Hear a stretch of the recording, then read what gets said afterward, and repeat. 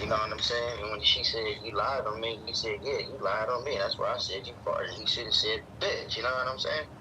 Because those is hoes, and you got to treat them like hoes, because that's the only thing they respect. That's because whenever you see a pimp on this bitch, he got his foot on the bitch. He ain't talking nice to her. He's smashing on her. You know what I'm saying?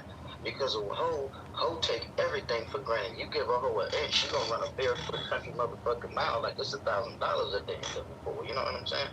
And Charleston Ray, he told her right. You know what I'm saying? He told her right. And they don't want to hear the truth. You know, they just want to hear that they cute, and they want to hear all the bullshit that a trick gonna tell them. But when a real player come in and smash on them and lay the law down, they don't want to hear that. That's why they run from real mom. That's why they run from the real, as you say, real niggas, real players. They run from that because they know they're gonna have to answer. They're gonna have to take the proper instructions before they hit the wrong button. That's gonna be self-destruction. You understand? Hey, Mark, how are you? Well, Dr. Short, how you doing, Dr. Short? Oh man, I'm like an old black dude down south with the white woman, right after the Civil Rights Act was passed. I guess Yes, that's indeed. okay. Yes, indeed. So, Free at last. ladies and gentlemen, our gracious host, Dr. Randy Short, in the building, ladies and gentlemen. Brother Dr. Short, can we get some updates of where we are? I shared a little bit of our status when it comes to the Patriarch Summit, sir. But we are moving along. We are moving Yeah, along did pretty you good. tell them we need some MFM for this?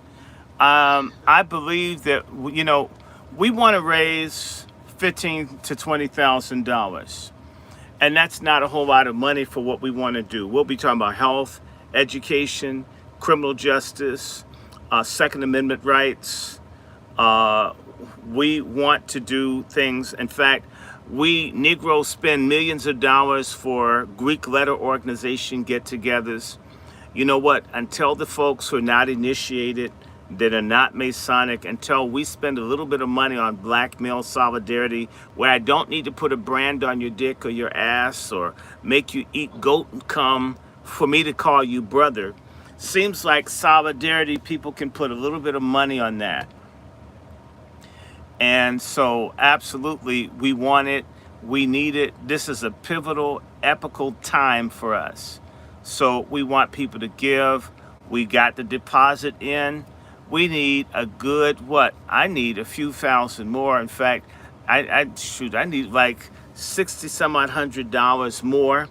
And it's going to go into our event. We've got to put together our souvenir journal. We got to drop something on our speakers. We need to be able to make certain that when we book the place where we're going to have real soul food at a real black restaurant that has real good black food, and folk can just be in the peace and company of other like-minded people. Folks spend $800,000-$900,000 to see Beyonce. We think we can ask y'all for $75 for an 8-hour event. That's not $10 an hour. You'd pay more to park some places. We absolutely want people to support it, because if we don't support each other in these small ways, what will we support ourselves for? So I absolutely want people to be generous. We're not trying to get a platinum jet ski or a yacht or a Bentley or a Jetstream or Brownstone or McMansion.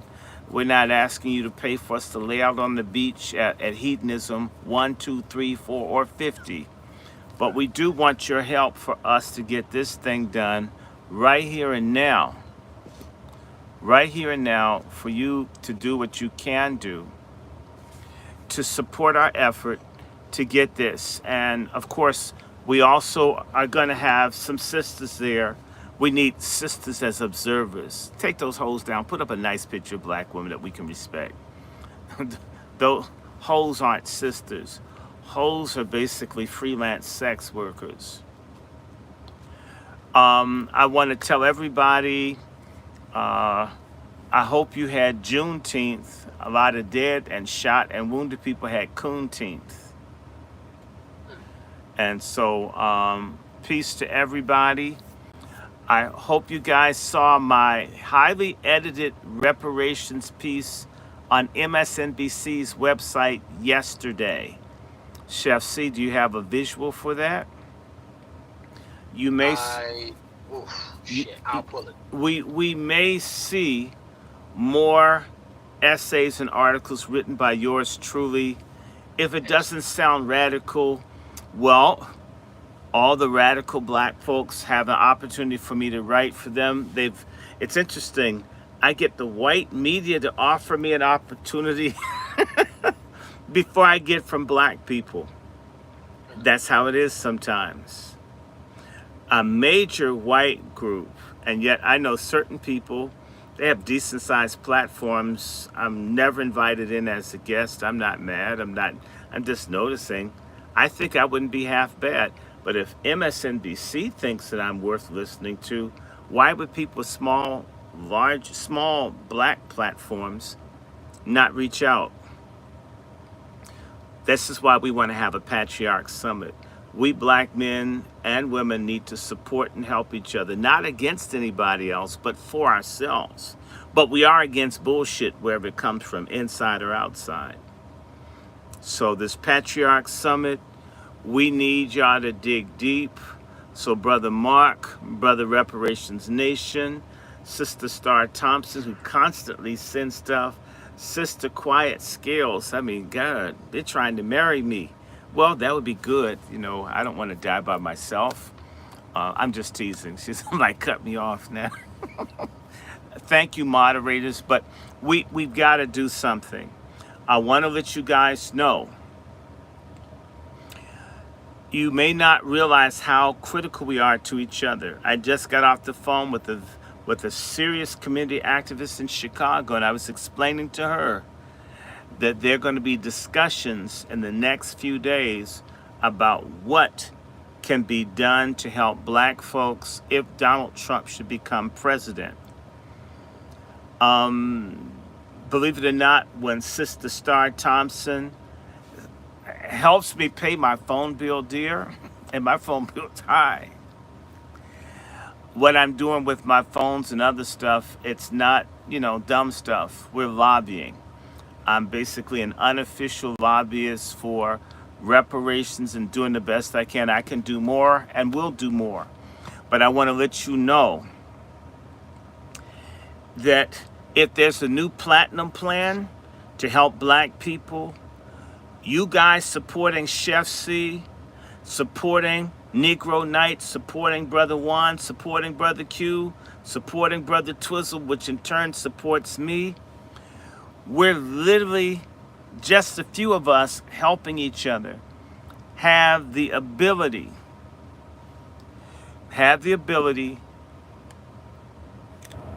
to influence national policy. And let me see, Brother Reparations Nation, my link, if you go to the Angry Black Men's channel, look at any of the videos in the commentary, you should see a link, with the exception of the most recent shows, to our GoFundMe link. If you can't send it or don't wish to use GoFundMe, you can send me directly, Dr. Randy Short, $ Dr. Randy Short at Cash App. You can send it via Zelle or PayPal, wrandyshort@gmail.com. We're using that money to push the cause. Okay. Hey, Brother Short, real quick, sir, I'm gonna give it back to you. Let me, with that being said, let me salute Sister for hitting the cash. Salute Sister Amen. TY313. We're having the rally, or should say the summit, on August 24th, 2024 here in Washington, D.C. Let's tell everybody when it is, because, I told folks when it was in the rally, and by the way, I gave them a bio, and I love the sister, but that bio should have been read in its fullness. It was not, but that's all right. The Patriarch Summit will be August 24th, 2024, here in Washington, D.C. Again, the Patriarch Summit, And we didn't say Black Patriarch Summit, but that's what we meant. White folks don't have to put white on their stuff. They say what they mean and mean what they say. The Patriarch Summit will be August 24th, 2024 at the Thurgood Marshall Center here in Washington, D.C. Please come. We are charging because it cost us. We're going to have a DJ. We're going to have a range of things, and we need people's help. Nothing is for free. Weed ain't free. Pussy ain't free. KFC isn't free. The Patriarch Summit will cost, but it's not going to be onerous. Okay? We are looking for sponsors. If you know any Black vendors, any Black business people, they can email me directly. We will have a souvenir journal. If any of you are writers, we are looking for Black men and non-feminists, WASI, or as we say, SIAs, which stands for Sisters in Arms, righteous Black women who have pro-Black male and pro-Black family and pro-life and pro-Black self-determination thoughts. We're encouraging people to send Word documents so we can ultimately begin to put together not only our souvenir journal, but it is our hope to have an ongoing published journal that promotes true Black manhood, true Black family, true Black womanhood, and real Black business where you're not asking someone to buy from you just because you're Black. Buy from you because your ass is the best in the business doing what you can. We need your help. We need volunteers. We need people to help publicize this. Do not worry if you can't come to DC. Send a donation. And in fact, if you guys have a venue, start thinking about where in the country, once we have our first Patriarch Summit, where we can go and other communities, even if it's mini conferences, 20 to 50 people to begin to meet and network. We want to say this early on. We're not promoting any sexual confusion or gender dysphoria. We will not participate or have anything to do with that. I also want to say to all the people writing, people who write in the threads, my email is wrandyshort@gmail.com. Most Black folks that are halfway involved in the community do not make it possible for you to contact them. Inasmuch as my email is on the face of this StreamYard, it's everywhere. If you want to communicate with me, don't wait until I do a live. You could email me when we're not live. Are y'all hearing me? It's kind of, with all due respect, it's weird that I always share my email, but people only talk to you during the live. Do people need attention? I'm not trying to pick, I'm just saying. I knew not to call Dick Gregory at certain times because he's on the radio. I got his phone number because he didn't do email, and I don't think he liked texting. To reach me with questions that don't disrupt the flow of how we're doing it, you can always email me. I try to respond to most people. Again, it's wrandyshort@gmail.com. That is my personal email. I check it daily. Any particular questions or concerns, if you have any suggestions for how we can do the Patriarch Summit, if not this one forthcoming, if you've got something to do with young men or boys, feel free to email. We are almost done, but we're open to suggestions for how to shape this program. If you make a suggestion of a guest or a speaker, be kind enough to send their contact information, or in reality, you've made more work for us to do, for us to have to find the person and contact them. So think rationally, and if that person charges money, like a lot of money, this time isn't a good time for them to come, because a lot of folks, you have to get something, they decide to gouge. So Again, if you have suggestions, if you want to write an essay, if you're interested in purchasing something in our, buying an ad in our souvenir journal, and I would try to do it tonight, I'm going to have Chef C. He's the business person. I'm just visionary, right? We're going to put together our prices for people to be supporters, patrons, so forth, as well as what we'll be charging for our souvenir journal. I can put that together and we'll get this going. And I'm hoping that we get decent support from the grassroots. Because if we don't get into the habit of supporting one another, and then we go and we ask some people in another community, and they drop lots of money on us, way more than what we get from our own. This is how our Boule and other black folks start deciding to betray us, because they take something great to their community and folks want to throw peanut shells at them. They go to people who don't like us but will throw money at you, provided you don't go too far to help us. People start going after the bag. So, again, we're on GoFundMe. It's a Patriarch Summit. Whatever you can do. I've got one. Chef C's got one. Wherever you send it, it's the same pot. We have expenses that we're dealing, but I, again, want to say to you, there's a strong possibility that we will have cabinet level participation. We're talking about presidential cabinet level participation in the Patriarch Summit. And as well, we hope to do something as basic as have a poll, which we believe will be picked up nationally to say what we black men want. It's time for us to step up, speak up, and make ourselves heard. On top of that, we will have some WASI speakers, Sister Star, Sister Quiet Scales.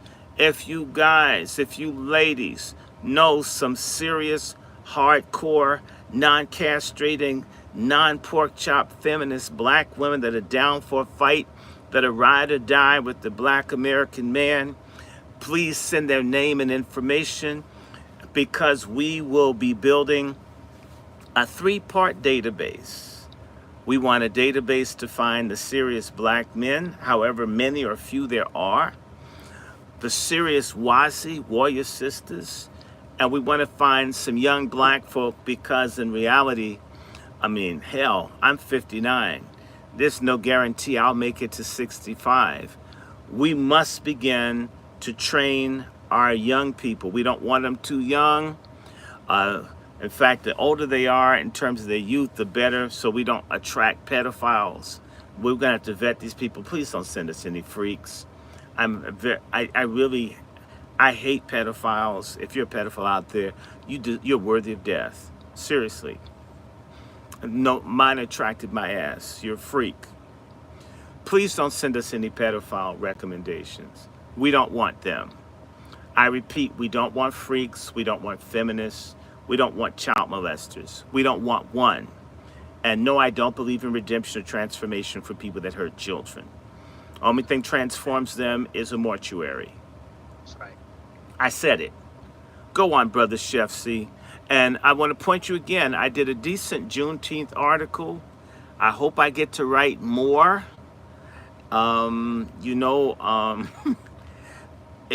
It's an interesting day when you see me in the mainstream media. It's an interesting thing. And Sister Quiet Scales, Sister Star, please share my email with other people. So put it up in the spaces.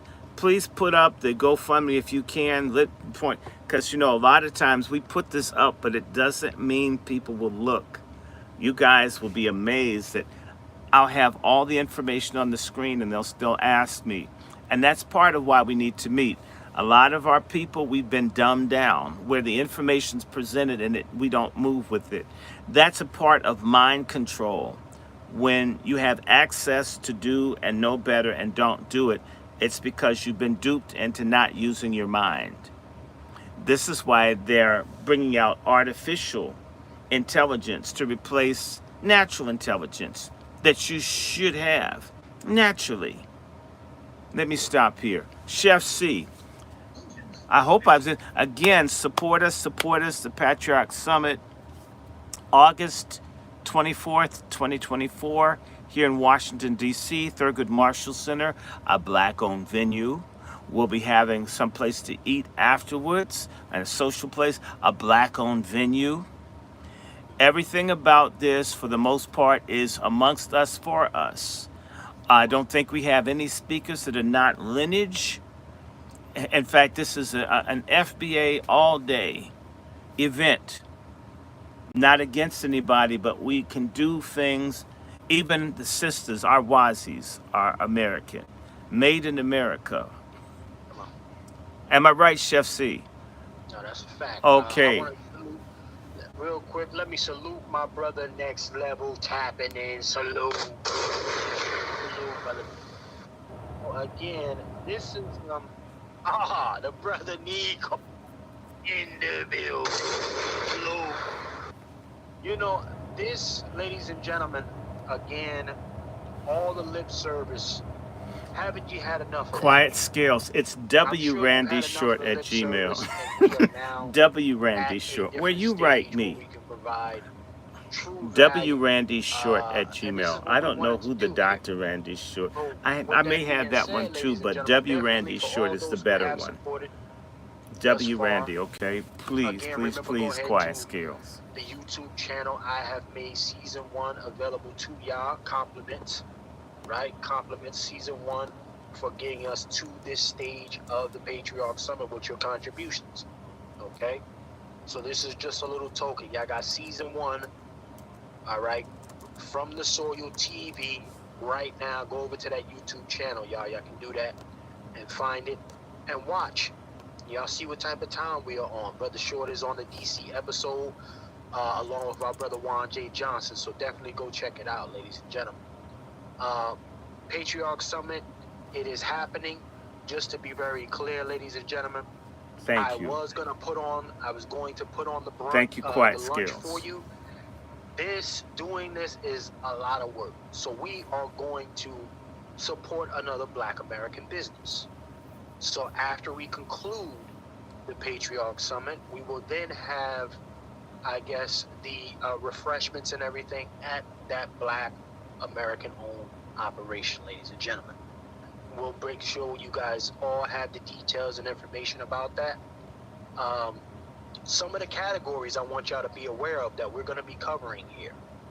And when we say covering and the categories, there will be things that you can take home with you, ladies and gentlemen, and actually implement in your lives, from these professionals that will be speaking. Reparations Nation, I wasn't directing that to you.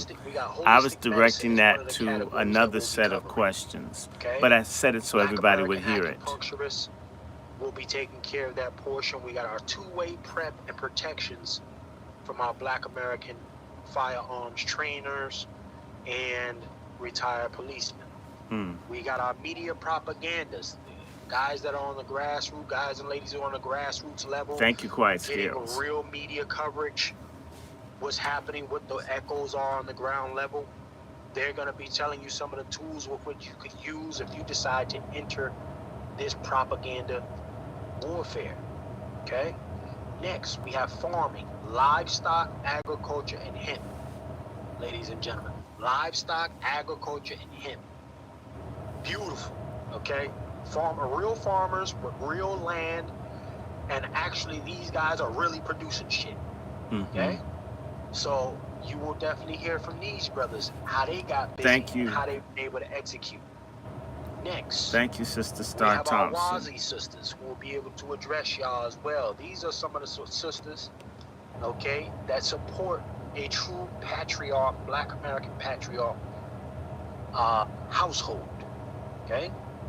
You know, the way things really supposed to be. These sisters are going to tell you about the importance and express their support for what's happening on this side. In addition, we have our financial literacy category, ladies and gentlemen, that we will be covering. People who are actually in the finance industry right now, making big money, and these are Black American men. Okay? Then we go into our prison reform brothers, Mm-hmm. rehabilitated. These brothers done did whatever time they needed to do. Now they are out. They are providing for their families, and many of them have become authors. Salute to these brothers. You know, they ain't letting the quote unquote man get them down. Salute to these brothers, finding a way. Next, we have our non-profit sector. Okay, what it really looks like to have a weaponized non-profit sector that specifically for Black American people. Okay, and how to start them up and how to get them going. You're gonna have actual business owners there who have their non-profit businesses, and they're gonna be telling and giving the game on how to get it going. And finally, we go right into the technology portion of the program, ladies and gentlemen. Right? AI is a real thing, but tech isn't going anywhere. We have professionals coming in who will be covering all of this, ladies and gentlemen. And of course, we're going to have a good sermon for our brother, Salt Ministries. Our brother Dr. Short will do his thing for a little while, get the good, talk that talk. And this is the program. You got real programming, ladies and gentlemen. We got to give you souvenirs to take home. And we're going to have networking. It won't be like church where all these people come in and we don't get to know each other. So we'll be looking to actively form. We're going to do our part. Remember, Brother Vader Base was on here to create a green book, a virtual green book reality where we can learn and find out who does what, who's where, and how we can support each other. We need each other. We're supposed to be Black men, the standing army of Black people. We do a piss poor job of protecting ourselves, every wise, economically, socially, culturally. We need to know each other, be able to trust each other, to be able to rely and work together. This is what we used to do. Then all of a sudden, we decided to run after a simulation and think that white folks don't work together, that the Ku Klux Klan is not a loose confederation of white men. It's white men that drink together, that eat together, that talk together, that fish together.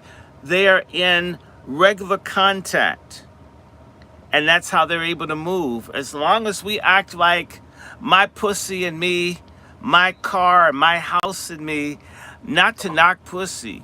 Because if it were a deck of cards, it's like the big joker, the little joker, the regular joker. It's the ace of spades. We get pussy's greatness. Right. But you alone in a hostile environment cannot survive with just your lady that you laid up with, and that's it.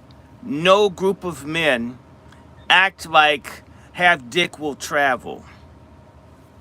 We must work together or we will die separately.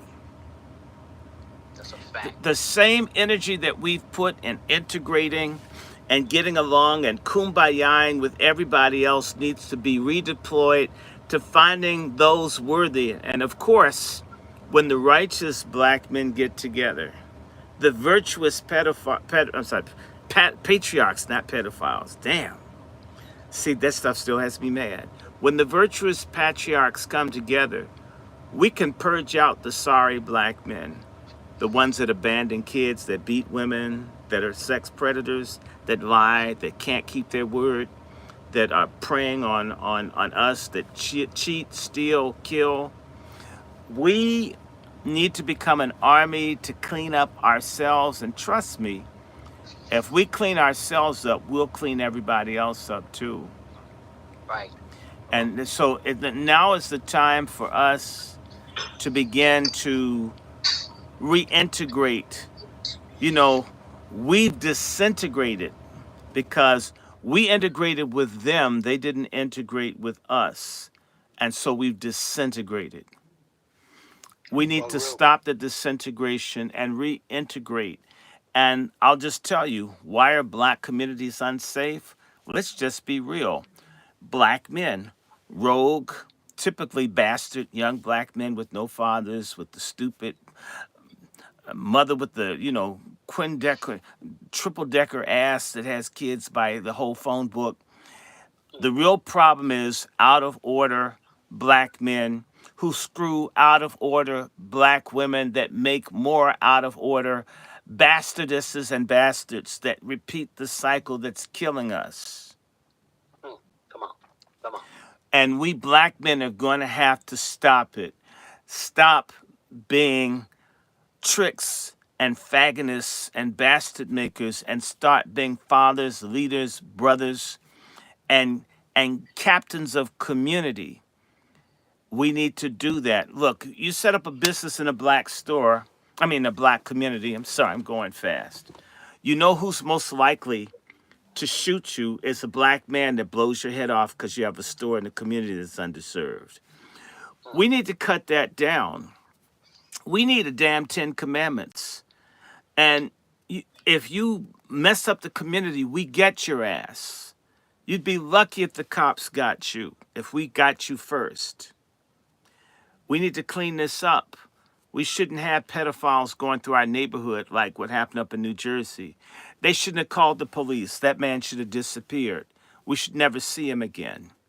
He doesn't deserve the grub that they'll serve in the jail. We need to let people know we're tired of this. You can't rape and prey on black women. We're tired of it. We're going to solve it. You don't beat your woman out in public. In fact, don't beat her behind doors. Why not leave? You have a side piece. Be with the damn side piece. Leave the other person alone. And if it's cheaper to keep her, then keep her without knocking her the hell out. Right. Okay? Your penis is for procreation and for marital bliss. It's not your GPS. It's time for us to get real about this.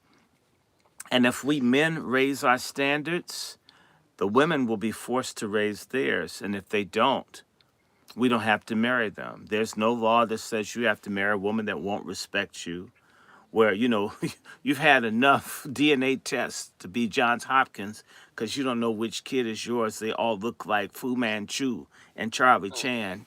And they, it's yours. Hell, he's mine. If we picked ourselves up, when you're standing up, it's harder for anybody, even a no-good liar, pork-chop feminist, child support, grifting liar, can't ride your back if you're standing tall. It's time to wake up. And it's time for us to be in the lives of our children. It's also time for black men to rebel against the bullshit in the child and family court system, family law, child and family services. We black men need to shut these people down, stealing our kids out of our homes.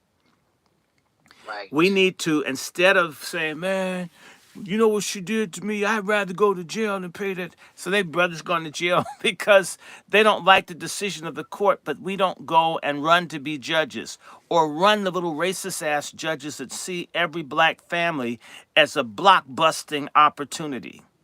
How do we let these racist, nasty, crusty judges in places like Prince George's County bust up every black family that they see? We black men need to stop acting like we don't need each other. And I always ask the question, what's the largest multi-city annual gathering event of black men in the country? And it's Black Gay Pride Week. You mean people who suck dicks and eat doo-doo and swallow semen have an agenda and a supposedly straight, pussy-loving, family-having black man is less capable of getting together with another straight black man to save his own race than a person that sucks dicks? What a sad story that says about us. Well, you know what, Brother Short? Let me go to Brother. Guess who's in it? Ladies and gentlemen. Oh, it's the wolf. Yes, indeed. Brother Juan J. Johnson, are you in the building, sir? I am in the house, sir. Yes, sir. Yes, sir. Now, Brother Juan, we are discussing the Patriarch Summit along with many other things, but the Patriarch Summit right now Ladies and gentlemen, if you aren't familiar with our brother Juan J. Johnson, Lone Wolf Firearms, he will, along with my other brother, Bear Arms, will be covering the 2A protections and firearms portion at the Patriarch Summit. Okay? Now, brother Juan J. Johnson, his service is very expensive. But this knowledge this brother is going to be giving y'all on GP, to be clear, is invaluable. That's right. Okay? He's giving us information that white men get. Brother Juan treats you just like you're some white survivalist or in the militia. You're getting the stuff. You're getting the white terror information. I mean, from a black person that's not trying to hurt anybody. This is information that, you know, the Adam Waffen and all these other crazy people that are planning to wipe us out. He's got the whole playbook of all the racists that want to destroy us. Don't you want to know the secrets? Or do you want to end up like the victims in the Turner Diary on the day of the rope? See, we can circumvent that. You know, it says prevention is better than a pound of cure, right? Your prevention is being armed versus getting medical care after you've been shot or beaten or your home invaded. I mean, for me, it's just ass stupid for anybody black that doesn't believe in the Second Amendment. You're some kind of traitor to your community, okay? That's how I feel. Brother Juan J. Johnson, sir, you got the floor, sir. Yeah, you got it, sir. First, it's good to be out here on this 20th day of June. Put some respect on my mother, her birthday, rest in peace. She was born on this day, so I have to give my mom some salutes. Salute to brother Juan J. Johnson's mom, ladies and Juanita Williams. So just want to put some respect on her. But also, it's good to be back with the summit, the brothers again, after that long week of reparations and our fellowship on that Sunday at that prestigious black-owned restaurant. Hopefully we'll use again, and just good to see the brothers. As far as 8/24/24, I'm encouraging everybody. If you ain't doing something, be there, and if you're doing something, take a vacation day. It's just that important. Look, the time out for begging folks to do what they need to do is over. You need to be serious about yourselves. Serious about your protection, your family, your friends, your communities, your neighborhoods, and maybe this nation. Yes, me and brother, what's that brother name again? Brother Bear Arms. Brother Bear Arms. We will be doing a workshop on responsible gun ownership. You're gonna leave that function. You're gonna leave that summit with some principles, objectives that you can do the same day. Come on. It's not just talking. The time for talking is over. We're going to give you something that you can use that same day. We're going to go over the gun Reparation Nation. Put stuff in your hand that you can take with you and read. Ride it back home on the subway, on the plane, on the train. Okay? Giving you some tangibles that you can take with you, that you can apply the same day. Okay? I'm looking forward to the meeting, to seeing your faces in that space, and just making this an annual, if not a quarterly thing. It's just that serious. We need you guys to be serious about the patriarchy. The number one threat to the patriarchy right now is that feminism. Feminism is the greatest threat. Amen. Okay? The greatest threat. And here it is. Feminism this is what the I don't enemy. like about feminism. I hate feminism. In a nutshell, it's selfish. Mm-hmm. Baby killing. People watch this whole nation go down the drain, right? And then apologize. Come on. It's not about equality. It's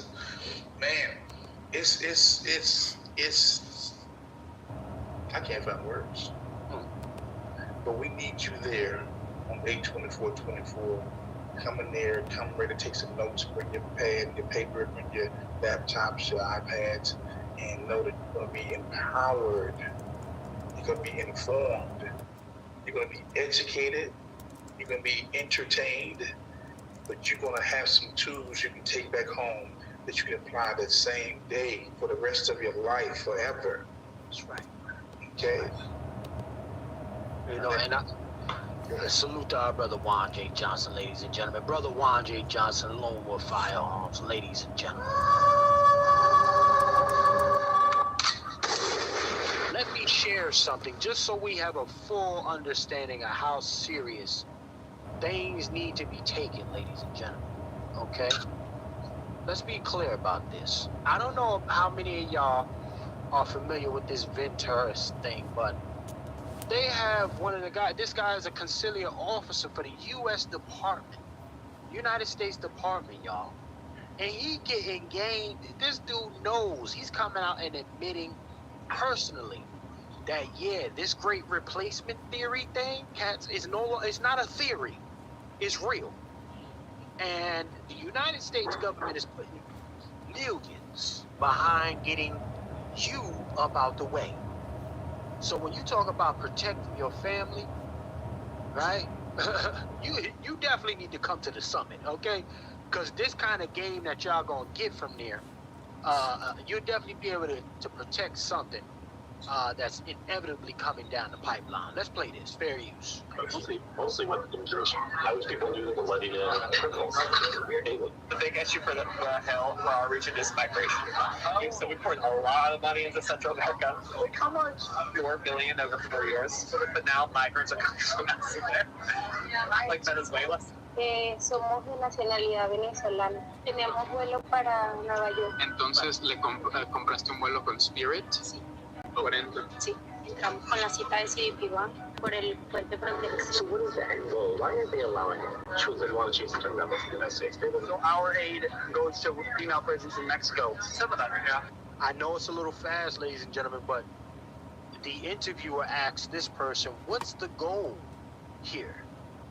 And the dude said straight out like this. Now again, United States, he's the United States Department here. He said the goal is to change the demographics of the United States. AKA, get niggas about the way. Okay?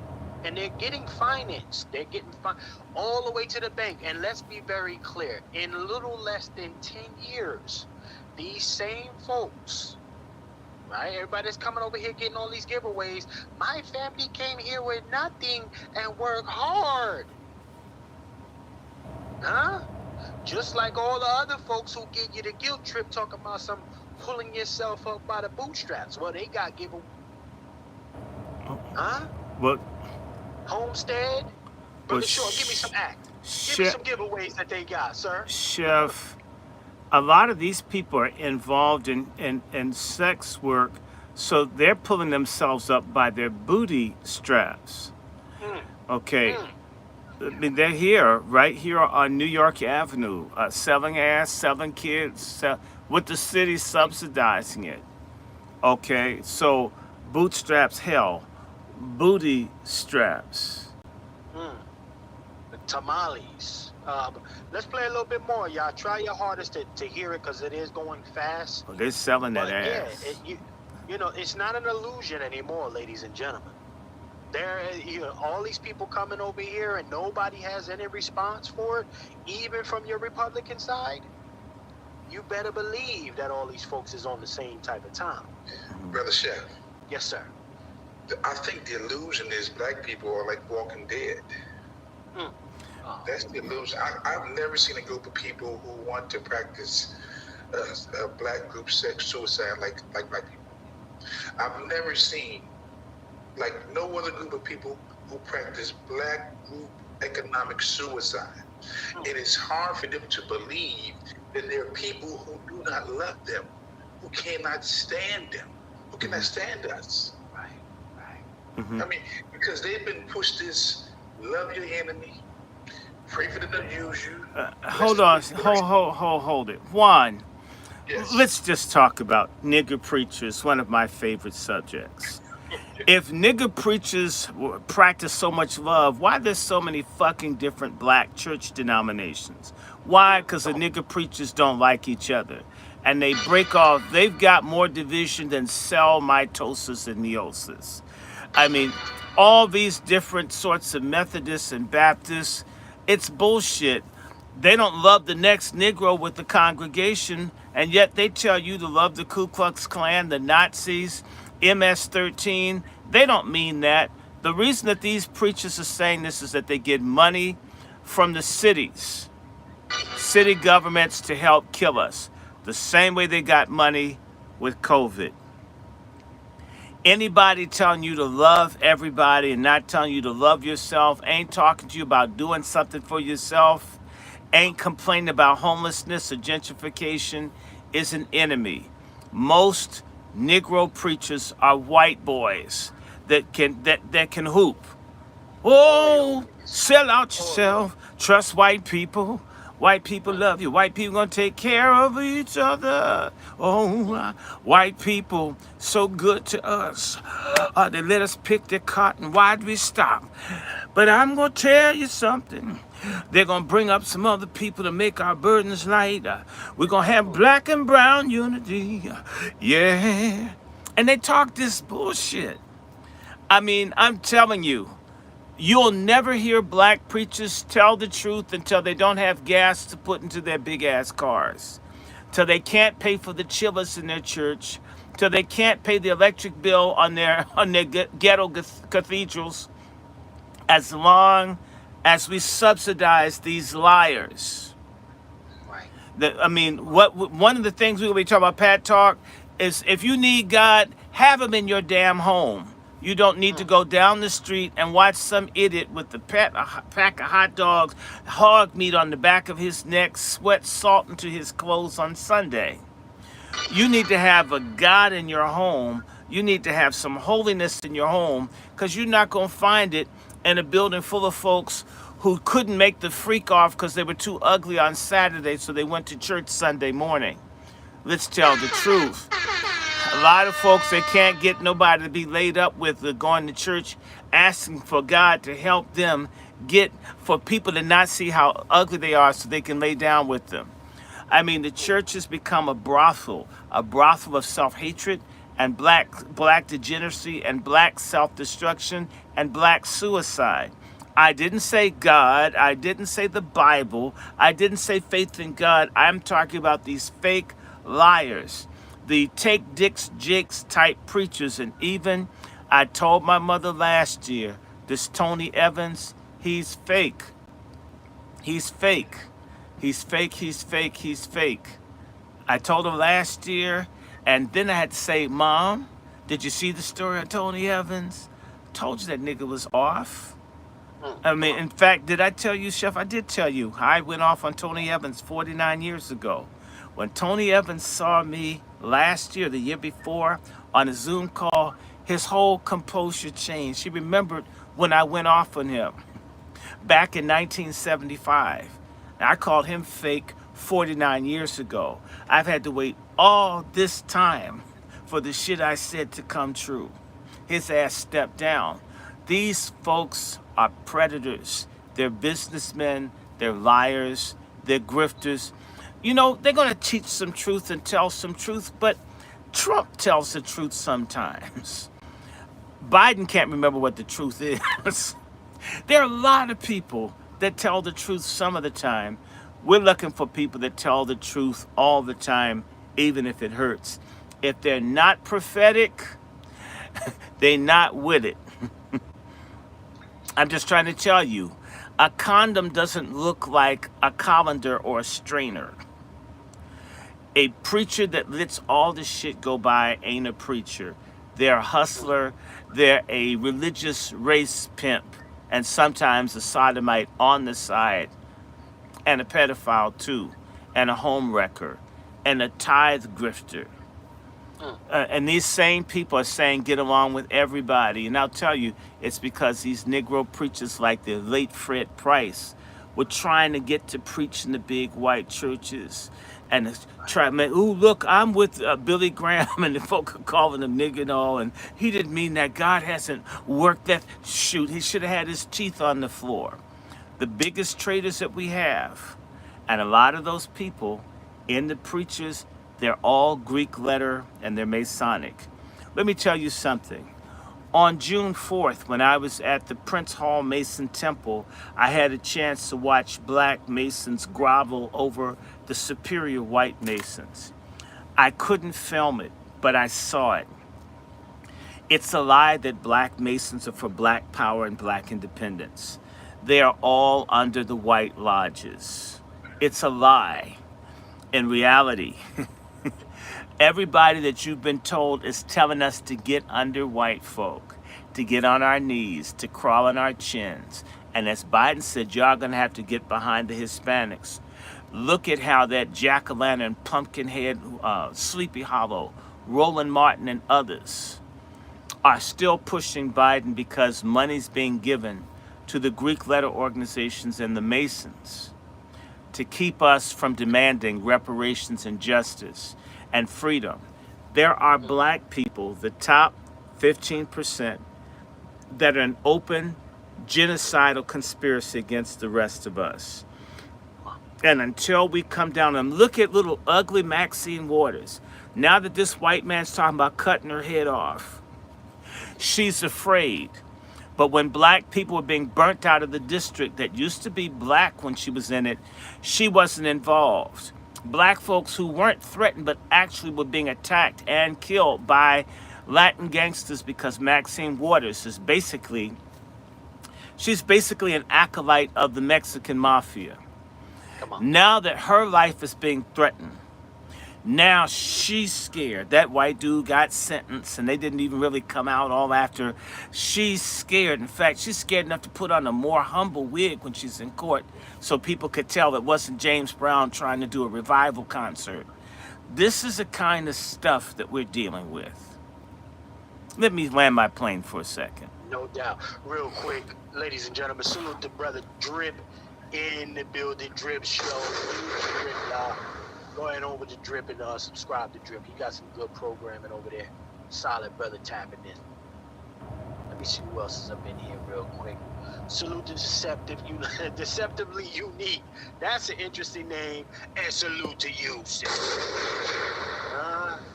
But yeah, ladies and gentlemen, listen, we are in a very interesting time. You got, again, keep in mind, these folks will be saying that they came here and worked hard for everything they got. Whoring is hard work, Chef C. Flatbacking is Yes, hard work. yes. Indeed. Remember the song by Donna Summer? She works hard for the money. I mean, it's hard work. They're probably gonna get disability this shit for lower back pain. I mean, watch, there's gonna be all kinds of exceptions for them. If you came into the country legally between 2021 and 2030 and suffer from lower back pain, you are entitled to 90% disability. They're gonna take care of them. As long as we're displaced.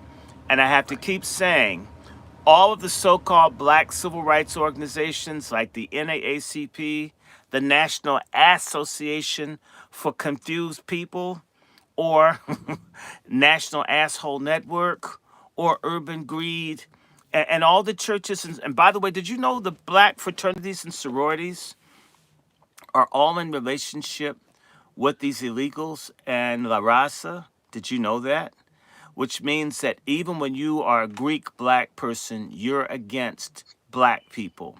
You may not, but your leadership is. So you may not want to drink the Kool-Aid, but damn it, you're in Jim Jones's church. You're drinking it anyway. So it's time for people to grow up. All of these dumbass social groups that black people join because, we didn't come up. I hate to hear this. We didn't have much coming up. So I'm justified to be an asshole and being stupid shit because I was poor. I'm so fucking tired of I was black and poor. Most of the world's poor, you idiots. That you have the right to be in dumb stuff.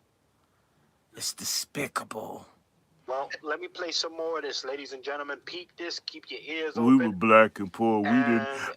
That's why I get high. This man works for the United States government. country coordinator for the State Department. Well, Y'all, Biden, man. and hold on, let's just say this. Who's Mayorkas, head of Homeland Security? I'm going to tell y'all, he's Jewish. You need to look up his career. This guy, they're part of making certain that people can come into the country. It is a coalition of the Roman Catholics, coalition of certain Jewish groups, coalition of other folks who hate black people doing this. All of them together. I'm calling names. And as they do one thing, who is this guy? Bloom, who everything black gets attacked by this same person. You know what? If people emphasize he was Jewish, people wouldn't push so hard. Who's the person pushed the stuff in the Supreme Court to attack black women getting money for businesses? Mr. Miller, he's Jewish. In fact, you don't hear anything from the CBC. You don't hear anything from the Greeks. You don't hear anything from the Masons. You don't hear anything from the goddamn Boule.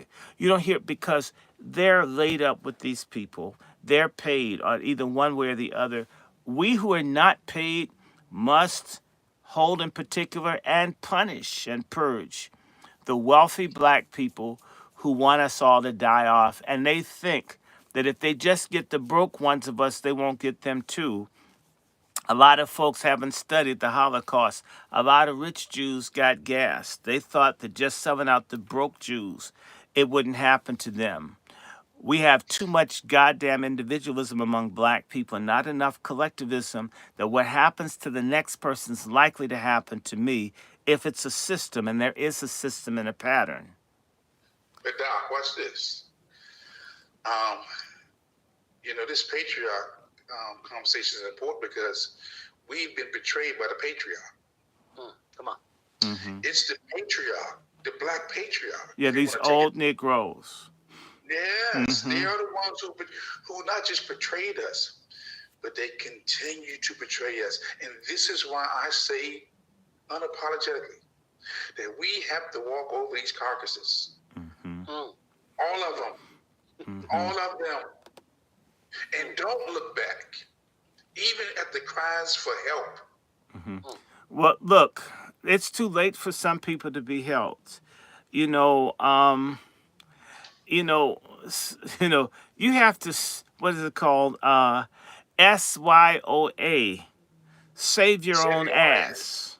Save your own ass. And, You have to, man, I cannot put them, look here. save your own ass. We can't love them more than the love they have for themselves. That's right. And so certain people aren't going to make it. I always tell the story that I wanted to meet my family. I'm going to repeat it. And my dad says, oh, sure, you can meet your family from Georgia. It's like, wow, I'm going to meet some other people. And when I got there, they asked me, you ever gone to jail? It's like, no. I could see they were getting angry. They asked, even though my father's a preacher with this Roman collar, they asked a roundabout way, do you do drugs? And I told them, no. Do you drink? No. And each time I just know they're getting angrier and angrier and angrier. You would think I did something wrong. You did? Well, what school did you go to? And I answered it the wrong way. I says, I graduated from a high school, McKinley. Well, I said I graduated. I could see the more and more anger. And then they asked, well, you have kids? Since I'm not married. They got up and walked off. They haven't talked to me yet. It's been 25 years. I wasn't good enough. I wasn't on drugs. I didn't have bastards. I hadn't gone to jail. I went to school. I wasn't in trouble. And they wanted nothing to do with me. I would suspect, Brother Juan, that a significant number of those family members of mine have died in the period of time, but they had just no value for me or anyone like me. There's no interest. And I have other family. They don't talk to you. Because you're not getting high. I mean, they can't see anything other than if you're not on a self-destructive path, they can't relate to you. So you may meet some of my cousins and they'll tell you, I want to be white. I hate black people. I'm never in the community. It's like, and it just said, wait, who are you? And they'll get angry if you try to say, hey, wait a minute, but I know Randy. Oh, no. It's, and they'll tell you, oh, he went to Harvard and he changed. And they're comfortable. So, and information and facts for this kind of people means nothing. It's like you were saying earlier, Chef C, it's only feelings. I'm sorry, Twizzle. Feelings, emotions. Nothing else matters. Those people can't be saved. I was on the phone. I was a little late getting to y'all. I was talking to this phenomenal sister in Chicago. We're looking at what we can do to do what we can to empower blacks in Chicago, working hard. I'll talk to you offline, Brother Juan and Chef C. And I met this dude who said he was doing something to get rid of the mayor of Chicago. Okay. And I thought, well, he says, oh, it's very, very hard, blah, blah, blah, blah, blah. So I says, well, look, I'm going to send you. In fact, I did it when I was with you on Sunday, when we had our patriarch meal together. I sent him the name of 5 very key people that do community work in Chicago with an introduction so they could talk. And I told him, you need to contact these people. I'm going to give you their names and information and tell them that I sent you. He wrote me, and I told him you should write them, let them know who you are. And I introduced him. And 2 of the 5 people wrote him. The sister I was speaking to said, you know, who is this guy you want us to meet? He's not communicating. So I wrote him and I said, you know, the failure to get things done has a lot to do with communication. If you don't want to communicate, then what you're working on is doomed to fail. They wrote me in turn and says, I was under the assumption that you were going to have someone call me, which is a lie. In reality, they're scamming in some way. And they got caught because my sincerity to get them real people, they don't want to deal with real people because they'll get busted in their game.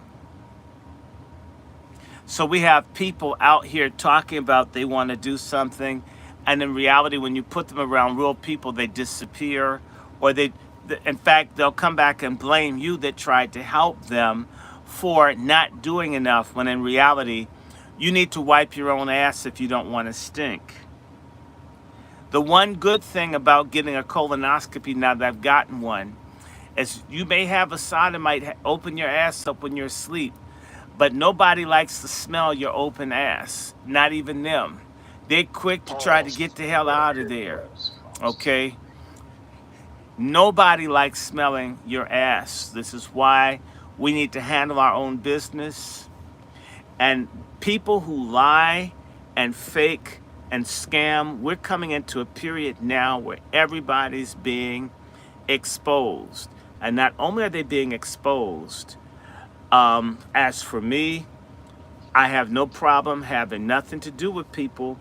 If you show me that you don't have character, as one person told me, they tried to say to me, well, in so many words, I have to have protracted conversations with people that don't choose to get it.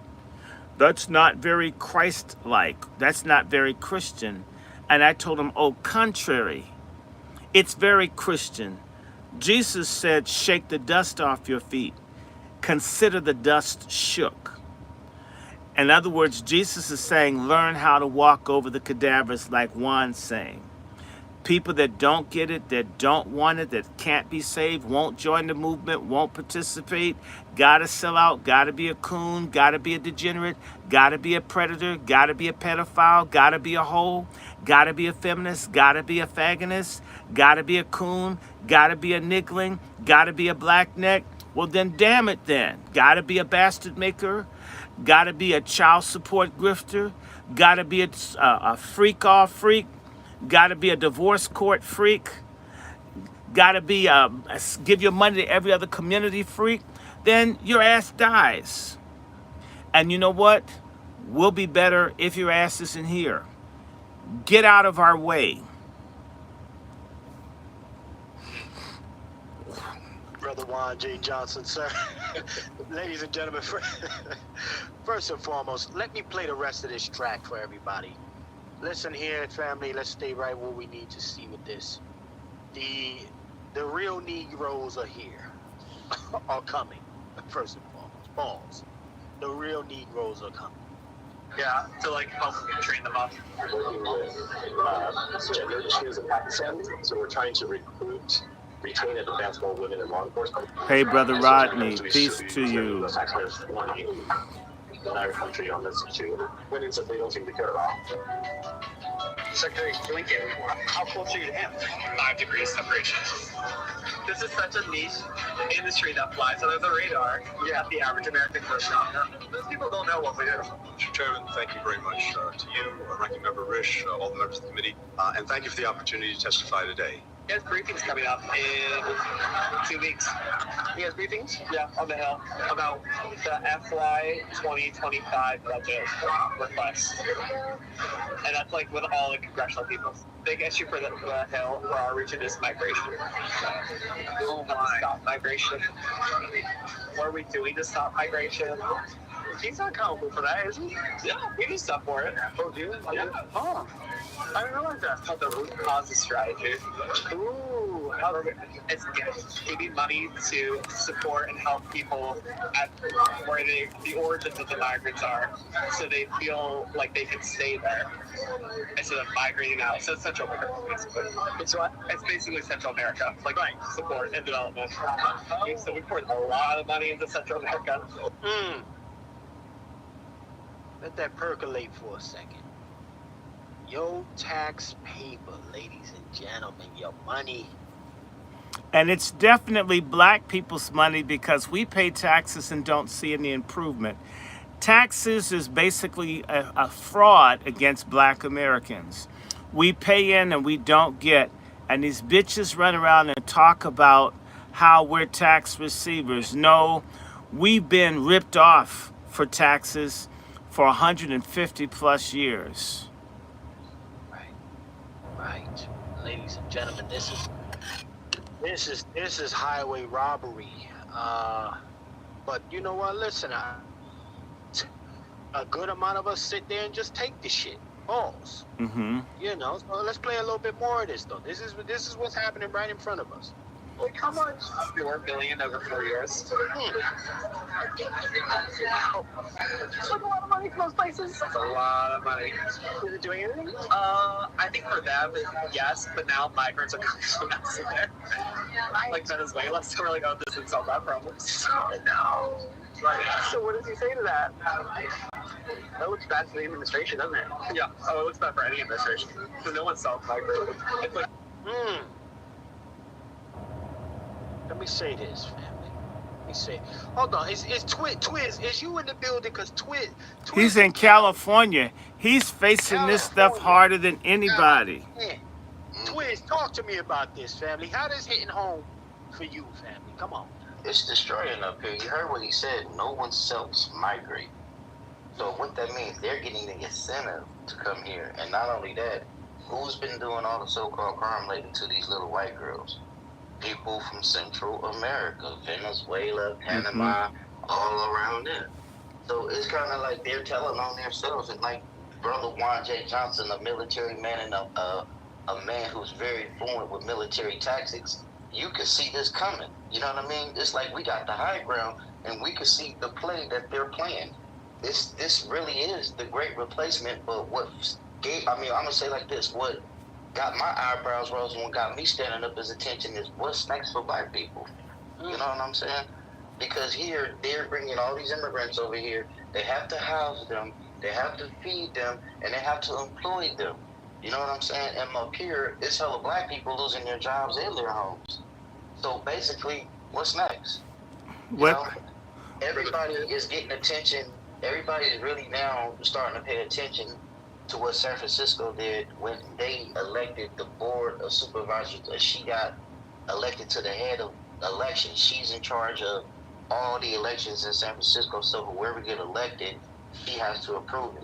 Now everybody's getting brought to the attention that, one, she's not American born, two, she don't speak English, and three, she's an employee of Pink. You know what I'm saying?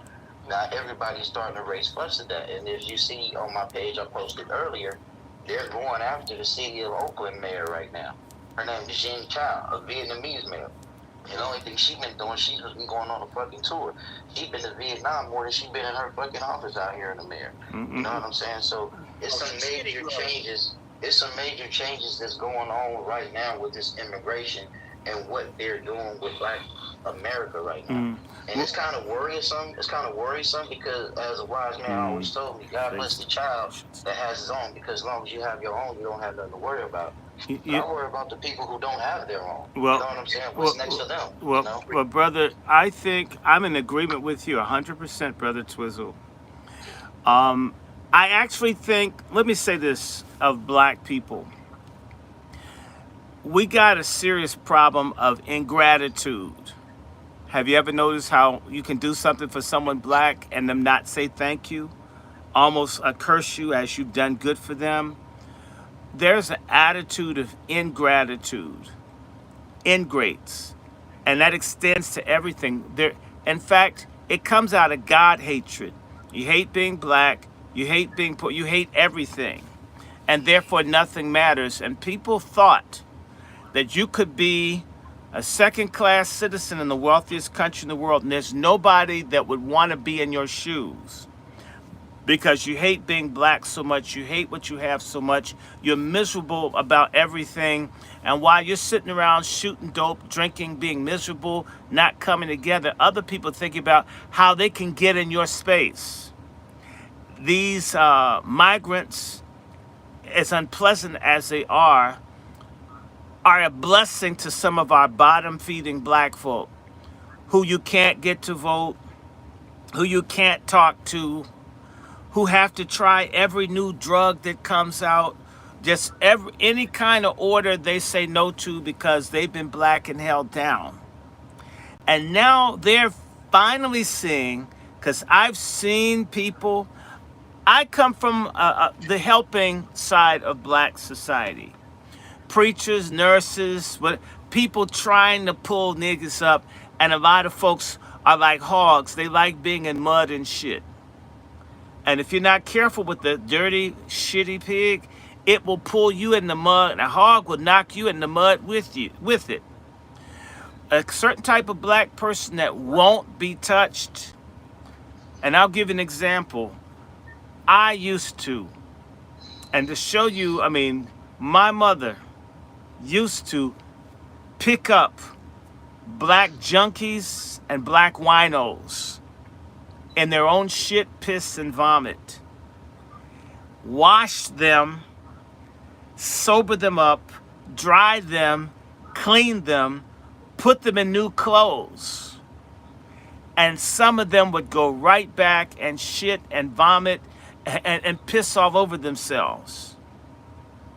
Because, and so we got, I'm sorry, we got to deal with sin, Satanism, Luciferianism, defeatism among Black folks who will not be saved, get people off of dope, and they run back to the dope game.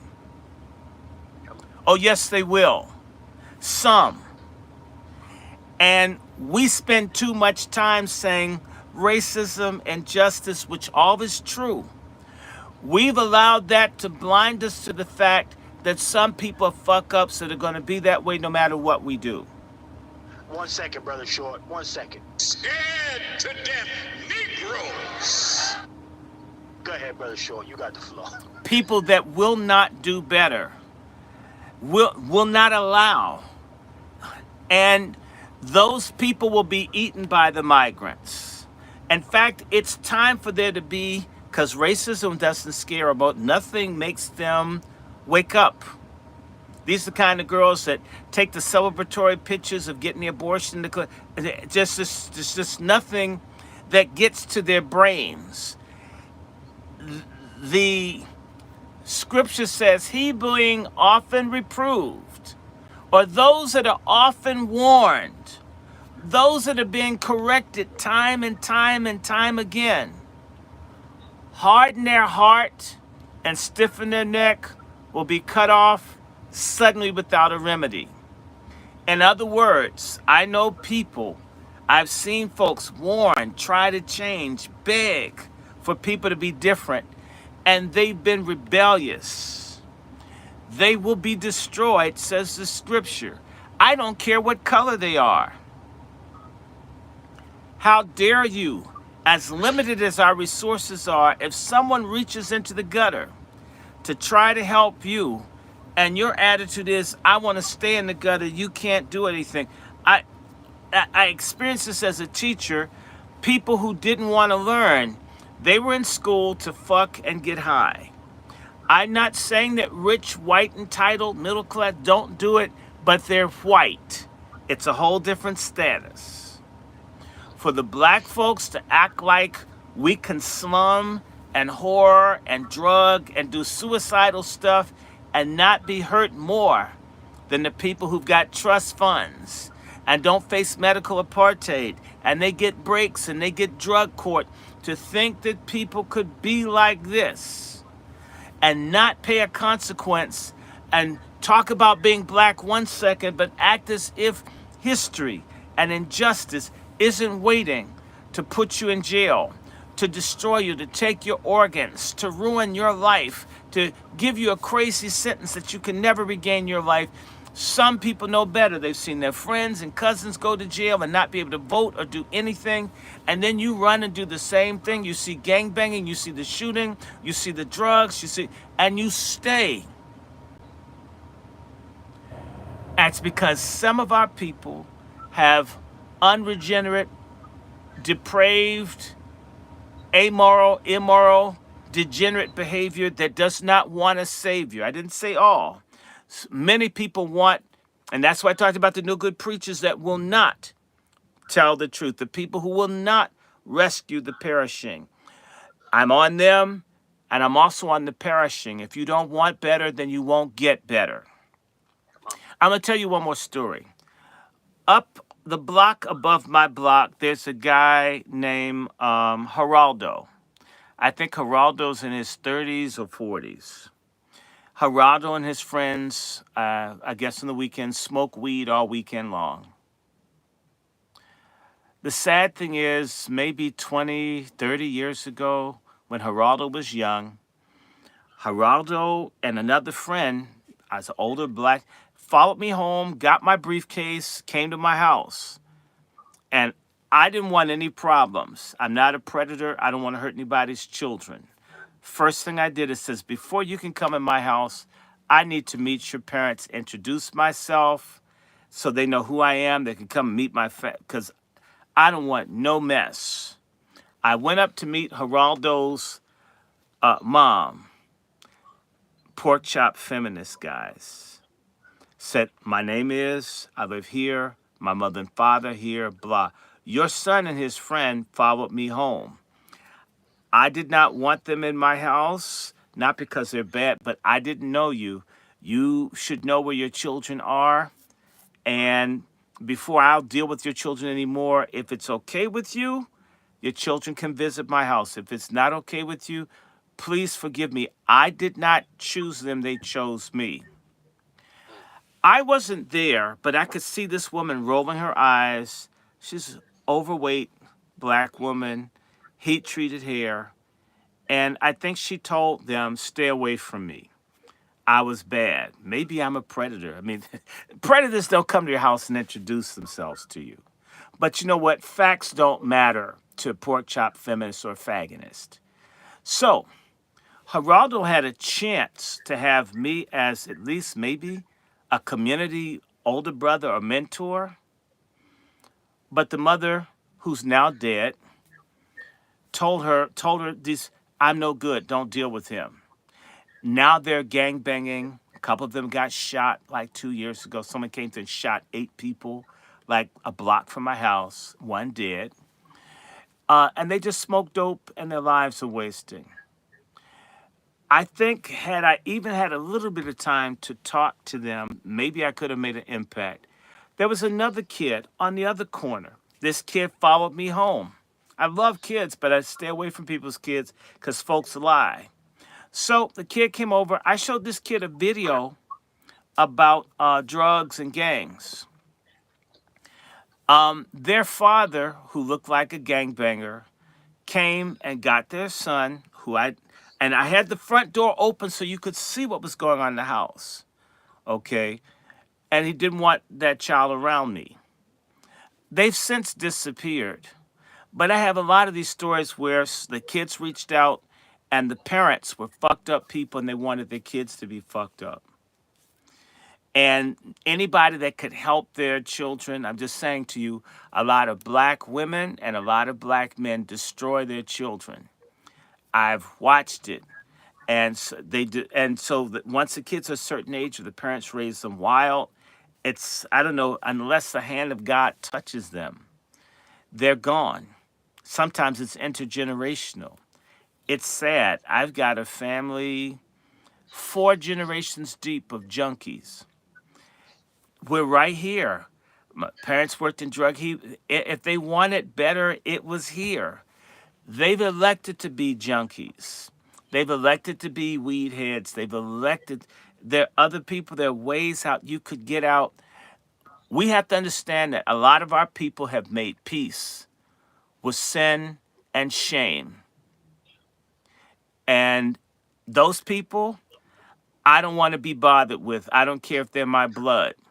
Not because they're my blood, but because you don't want to do shit. Okay? And there's certain type of people, they can only get along with you if you're smoking phencyclidine, angel dust, or Love Boat. If you're not taking this drug that makes you run around naked and all, then they can't relate to you. To hell with them. I mean that. I mean, you can't win over people who are comfortable with slow genocide as long as it feels good going down, whether it's drinking cough syrup or drinking whatever or smoking whatever, shooting up whatever. Man, fentanyl, man, that's hype. I can take that shit. Fentanyl won't do shit. I mean, I've heard people talk like this, man. Fentanyl, it ain't all that. Fentanyl is not all that. That's a myth. They got y'all scared. I've been mainlining 40 years. What do you do with such people? Okay. And by the way, I'm for God intervening.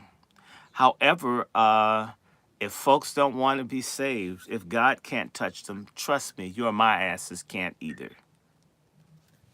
Well, let me say this, Doc.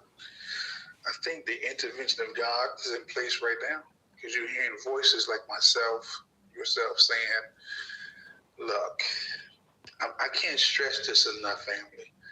I've given the government, the police department, almost 30 years of my life. Okay? And I don't have to do this. I should be like the typical retired officer who just chill and enjoy his life and just go off into the sunset, just chill. I ain't gotta do this. Look at white women on the beach. I do this because I have a genuine love for my people. I do this because I know that we're in trouble. Mm-hmm. I do this because I see and I've seen and I know that our leadership, so-called leadership class, misleadership, yes, misleadership, and the preachers and these just politicians, they've really, really, really, really undermined our black collective. They sold us out. Mm-hmm. And me in good conscience cannot just sit back and say, you know what, well, I'm going to just do me. Now, I can do this, but I won't do it. And so, again, I need the people very serious about knowing and understanding. I need to get into your head that there are people out here in this world, they are imagining a world without you and your family. Forget about the collective. Think about you personally. There are people out here who can't wait to see you dead, who will walk over your carcass, and if you was on fire, they wouldn't piss on you. Okay? And you need to know this. It's just that serious. I mean, I go inside these spaces, I listen to the conversations, and the utter contempt that they have for us as a collective, man. I need y'all serious. Dr. Shore need you serious. We don't know how long our voice is going to be out here doing this. Chef C need you serious. Brother Twiz, we don't know. Okay? Because, again, I'm not no agent. You can look at my views, my subscribers, you know that I'm not no agent. They don't want this voice out here. They don't want this out there.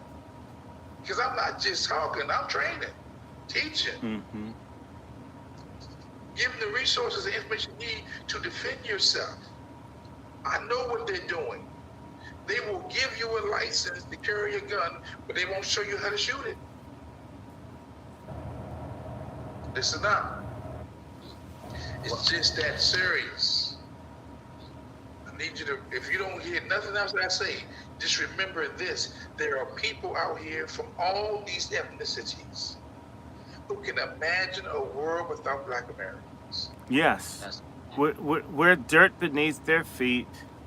Actually, we're the smegma in their foreskin.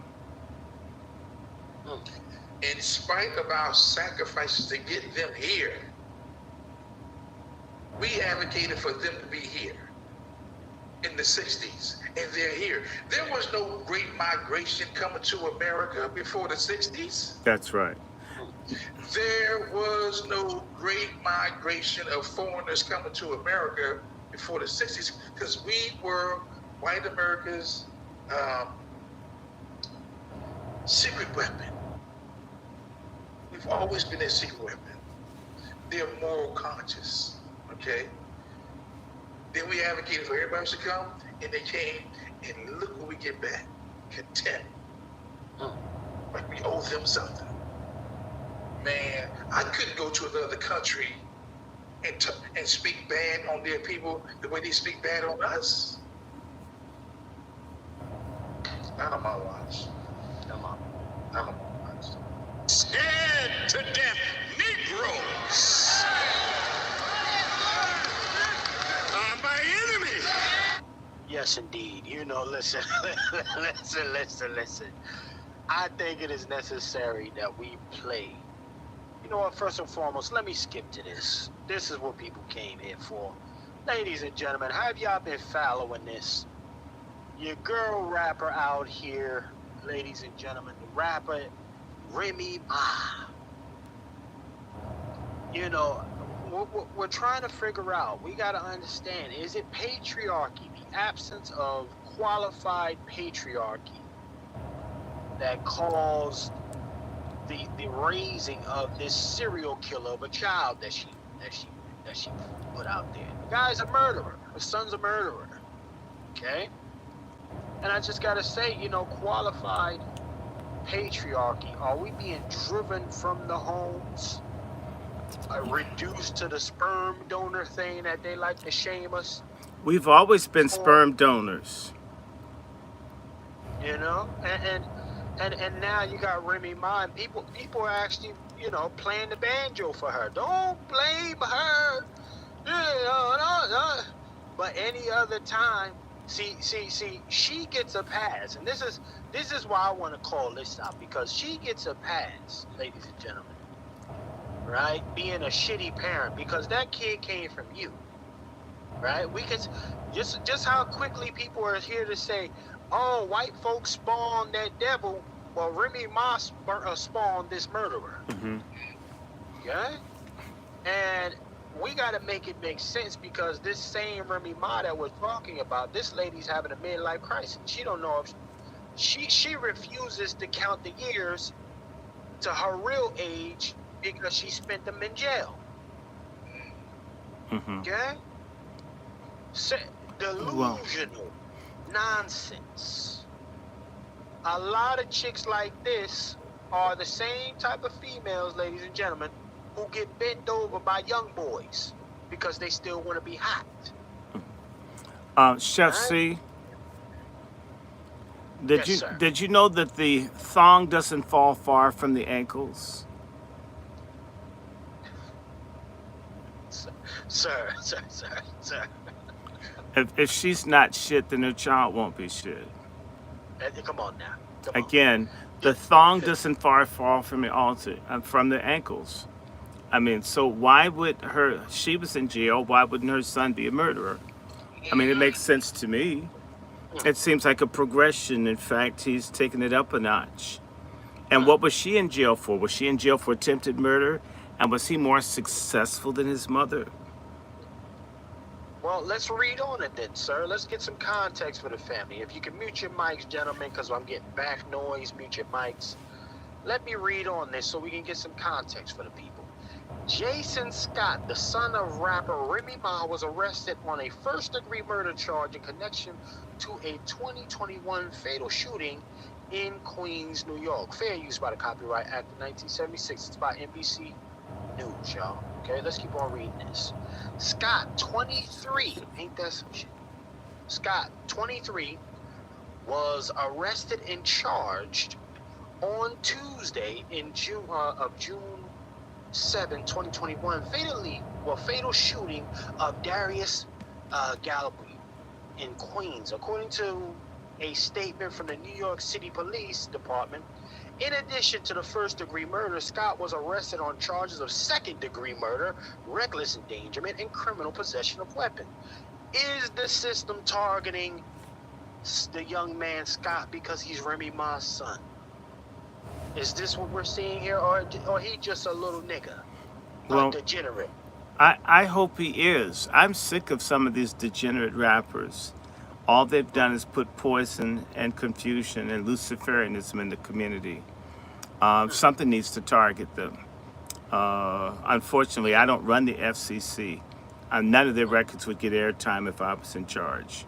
In fact, they wouldn't be able to work at Burger King if I ran things. Well, let's These read non-talented, ignorant people, they make me sick. Well, she's the spawn. He's the spawn of Remy Ma. So yeah, like you say, the apple doesn't fall far from the tree. Let's keep on reading this. No, I said the thong doesn't fall far from the ankles. Interesting. And the same thing, the condom, or for that matter, the Kotex. In fact, that may fit him better, the suppository. Let's read some more. A representative for Ma and her son released a statement saying that there were very serious, unfounded allegations made against Scott. Remy Ma wished to address this situation personally, but has been strongly advised by our office not to say anything publicly, as most people in this situation are, as the case is still active, the statement said. To be clear, Jason Scott is innocent and Remy Ma is committed to proving his innocence and fully supporting her son during this time. Scott has not yet been arraigned on the charges, and court record were not available as of Thursday. Okay. A second suspect, Richard Sweargart, was also arrested on a murder charge in the case. The NYPD said a public defender for Sweargart did not immediately return a call requesting comment. Okay. According to police, officers responded to calls of shots fired at 148th Street and Rockaway Boulevard, which is outside John F. Kennedy Airport on June 7, 2021. A 47-year-old man, later identified as Galaby, was found with multiple gunshot wounds to the head and chest. Okay. He was taken to Jamaica Hospital Medical Center, where he was pronounced dead. Okay, well, deleted, excuse me.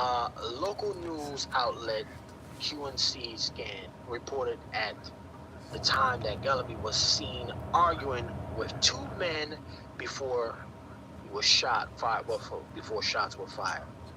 was named as one of the 54 defendants in the New York Attorney General's Operation Heatwave in 2020, November 2020.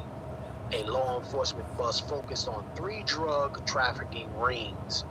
Oh, so you got druggies, Remy, and you got certified killers.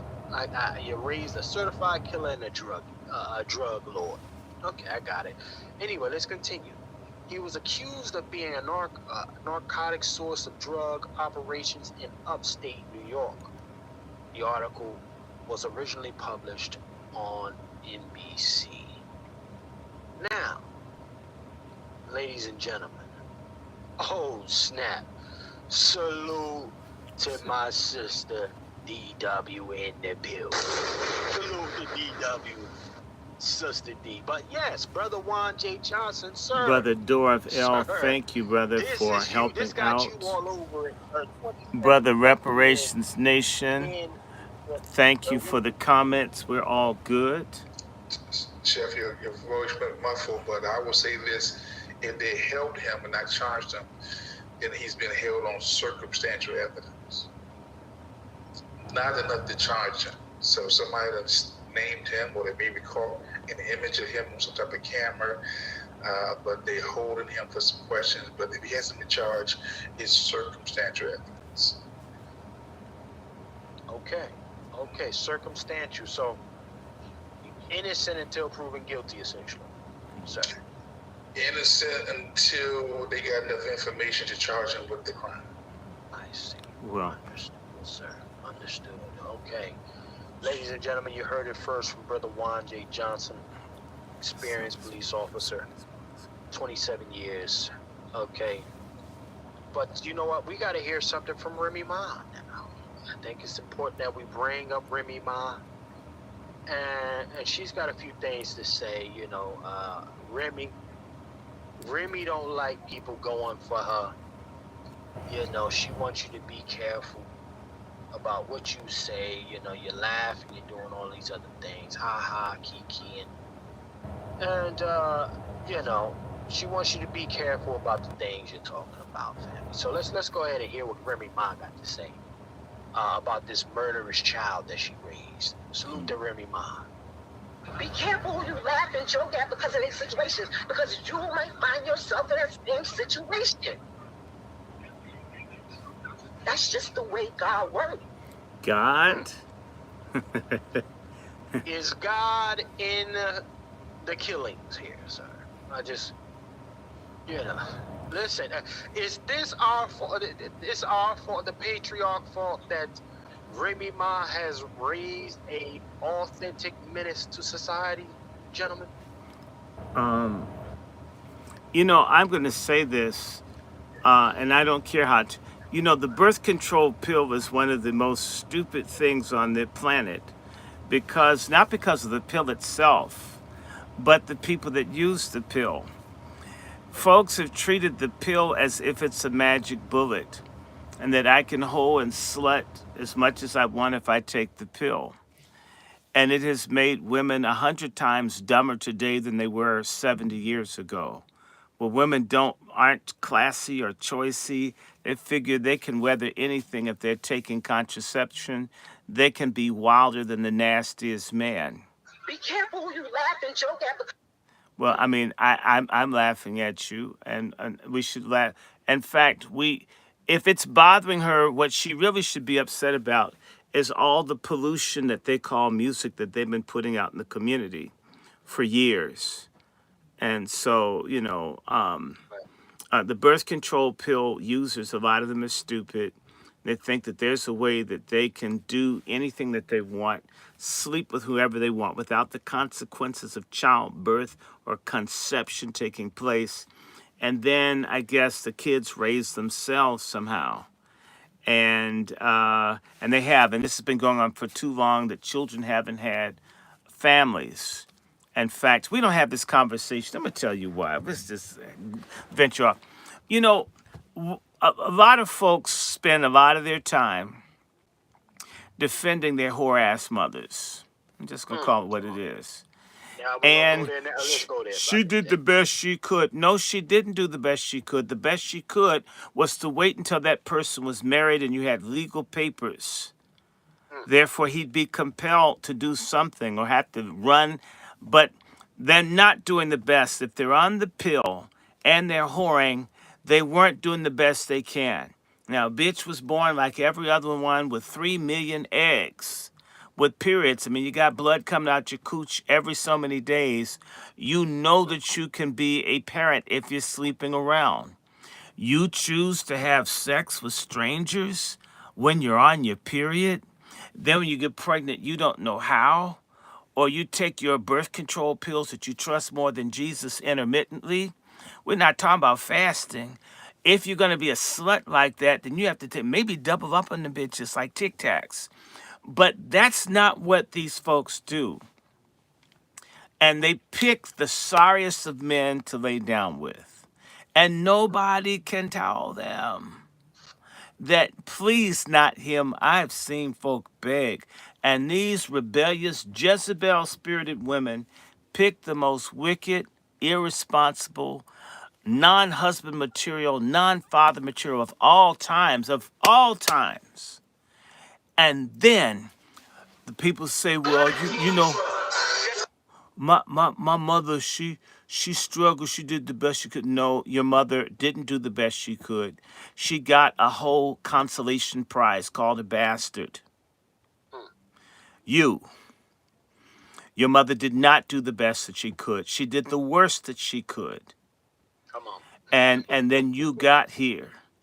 And everybody covered up. And if you had a grandmother, she took care of you so she could continue to go and screw and act like she's not a mom.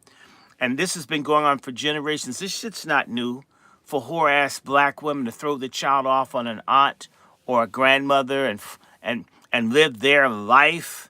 That's the proto-pork chop feminist, where mama or grandma or somebody took on the kids because you had to screw someone that you weren't married to. And it used to be, now that generation of women, they're wearing booty shorts and getting butt lifts. And they got eyelashes that are bigger than the wings on the Boeing airplanes that keep crashing. I mean, let's be honest. There's no longer an infrastructure to help take care of and rear the bastards of pork chop feminist hoes. And as a result, these kids, I mean, you know what Hooked on Phonics for those kids is? Are those games that are violent. That's their Hooked on Phonics. I have friends that are teachers. The kids don't even know the shapes. They don't know primary colors. What the fuck are these whores doing? Won't put the kids up for adoption? Okay, I've seen this. People, it's their kids. They treat, in fact, children to these women is a grift. It's SNAP, it's WIC, it's Section 8, it's school lunch, it's Medicare, Medicaid. Children are basically a grift. And the grift is that as long as you're not forming a family with the black man, we'll help you. And it's interesting. When black folks had 10 and 12 children together, they did better with the man in the home, even if they struggled, than they are with 3 children with 1 woman with no man. Let's just come out and say it. Women fuck up as parents if they don't have a man around. Most of the time they fail, even when they're good people. It is not the same rate of success as if you pick a good man. And for all the women that don't like it, I don't give a damn. When you deliberately pick a drunk, sorry-ass man that you don't have a conversation with, like women that don't like men that communicate, then 10 years into the marriage, they're mad he doesn't talk. You picked a nigga that had the vocabulary of Lurch from the Addams family that doesn't talk. Now you're mad he doesn't talk. The single-parent family is a disaster. It is a failure, comprised of failed adults. Now, we're not talking about the woman that got that was married and the man left. We're not talking about separation or divorce unless you're a tramp and you brought about the divorce, or you're the kind of hoe that can't appreciate anybody. But the solid women that got abandoned or divorced or thrown away, That's a different category. Those women still trying are devoted to their children that don't pump all this hatred into the man that left them. They don't tell their children, you know, that dude looked like he had a half smoke bigger than a Polish kielbasa, right? And I wanted to feel that inside of me, and I wasn't really thinking about that. I had a couple of drinks, and we did it. Instead of saying he promised he was going to build me a castle in Switzerland, lying bitch, you just wanted to fuck. You got impregnated, and now you're mad at all black men in the world because you were a hoe. And then you teach your children to hate men, so your boy comes up a sissy because he's so ashamed of his father, who you never let him meet or talk to. You do everything to destroy, right? And at the same time, you may let your boyfriends come in and gangbang your kids, right? And abuse them. You know, y'all be fighting over Frosted Flakes and shit, and the motherfucker pull out a gun and shoot a 4-year-old, and you still want to be with him. This kind of shit, this is commonplace. This has happened on the watch of black feminists. Black pork chop feminists are guilty. The verdict from we patriarchs is that you women have failed. You are the failure, completely. No excuses, no white supremacy. The only tool that you could have had to fight white supremacy was a loyal black male partner, which you waived. It's your fault. Fall on your own sword.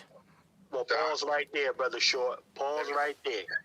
Now, when you say the male that you betrayed, see, we gotta keep in mind, she was with a young man by the name of Pat Poose.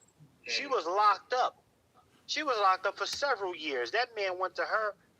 I think he spent 1 year going to her every fucking week, nonstop, Brother Short. Mm-hmm. She could not wait. She got out of jail, spent a little fake time with him, and then next thing you know, she's bobbling on the help dick. Cheat on that very loyal man, held her down, cheated on him with the help that they brought in under their label. Easy, young man by the name of Easy to Block. I believe that's his name. Easy to Block. Mm-hmm. So, and he cheated, and she cheated on him. Of and course now, she would. Pat Poose, the husband, who was so loyal and everything, is nowhere to be found. But isn't that smart? Hold on, sir. Isn't that Hold on, smart sir. for him to Hold on, disappear? sir. And now she's doing shit like this, what you see on the screen. Having little fucking Catildas parties, acting like you're a princess at damn near 50 years old. Because you know what? Remember that commercial? I don't want to grow up. I'm a Toys R Us kid. There you go. These hoes don't want to grow up. They're a feminist kid. Let me tell you something. Somebody that you and I know, I'm not going to say the name, Chef C, said something, and that caused me. And she says, well, women need time to discover themselves. Sorry, bitches. You should know who you are by 25. I mean, that women self-discovering in their 40s and 50s and 60s are miserable fucks.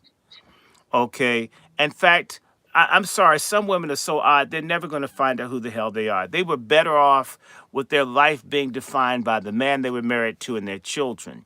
This idea that women have to have this distinct identity away from their husband and their children, it's a fucking lie, ladies.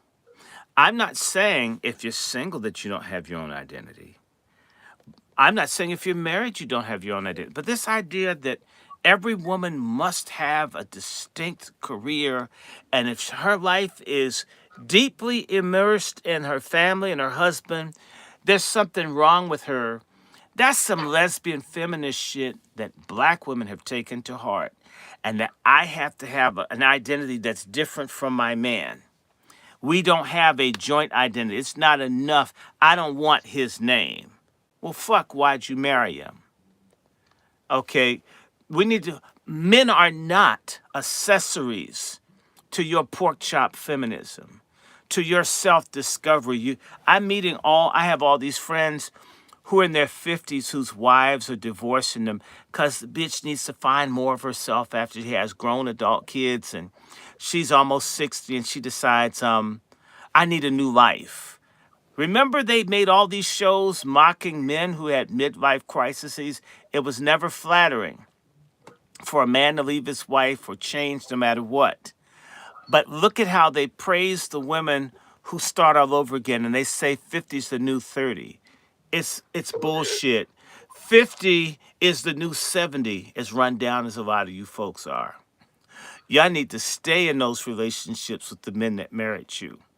Because you know what? We got 1 million black women above the age of 65, more than 1 million. Their parents are dead. They had no children. They're not married. They're in assisted living, getting messed over, probably paying for dick from orderlies and other people. It's sad. They're lonely. And you know what? They were too good to have children, so they must have aborted and killed all the children. It comes back to you. Those children that were inside of you that you murdered when your womb is nothing but a crime scene, sisters. It is. It's a crime scene. Those children used to be your life insurance that would take care and look after you. If you had enough kids, there'd be one that could stand you, that would look after you. But you killed all of them, and you didn't want any man around. And now when you're old, ugly, run down, now you're entitled to someone that's maybe 30 years younger to take care of you. These messages are not from black foremothers. These aren't messages from the black community.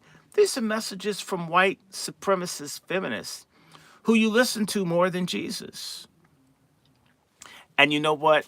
Y'all dying alone. You're committing suicide. You're falling. People find you in your house decomposed.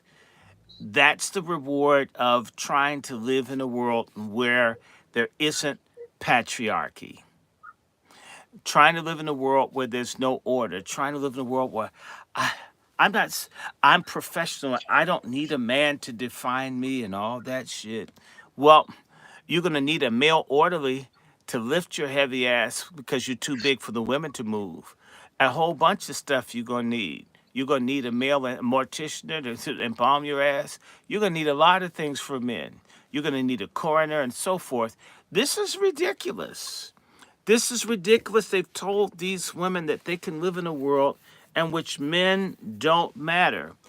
And it's gay. There's some gay shit that you women are on. Even if you don't munch carpet, you think like a lesbian.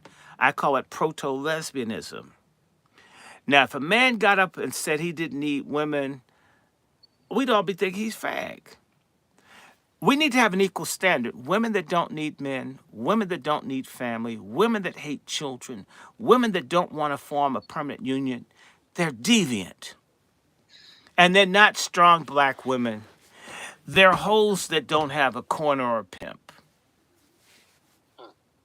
Brother Lone Wolf, Brother Juan J. Johnson, sir. Sir. Man, mental illness, sir. Well, see, most people would say mental illness. What I say is a much deeper issue. I pulled up the scripture, and I need to read this because the scripture says the carnal mind. Is that enmity? Enmity. Yes, it is. Sure is. You know, I've been saying this recently that a lot of our people don't like God. Now, they confess with their mouths, and they even say they believe in their heart. They do a lot of things with their mouths. But their actions says they don't like God. A lot of actions with their mouths. So Romans, again, everybody's not a follower of the revolutionary Jesus. Well, that's their problem. They're losers. Hold on, Brother Dr. Shaw. Hold on. Losers. Yeah, they're not, everybody's not followers, but I will say this. Romans 8 says this. I'm going to read just three verses. For they that are after the flesh do the things of the flesh, but they that are after the spirit do the things of the spirit. For to be carnally minded is death. The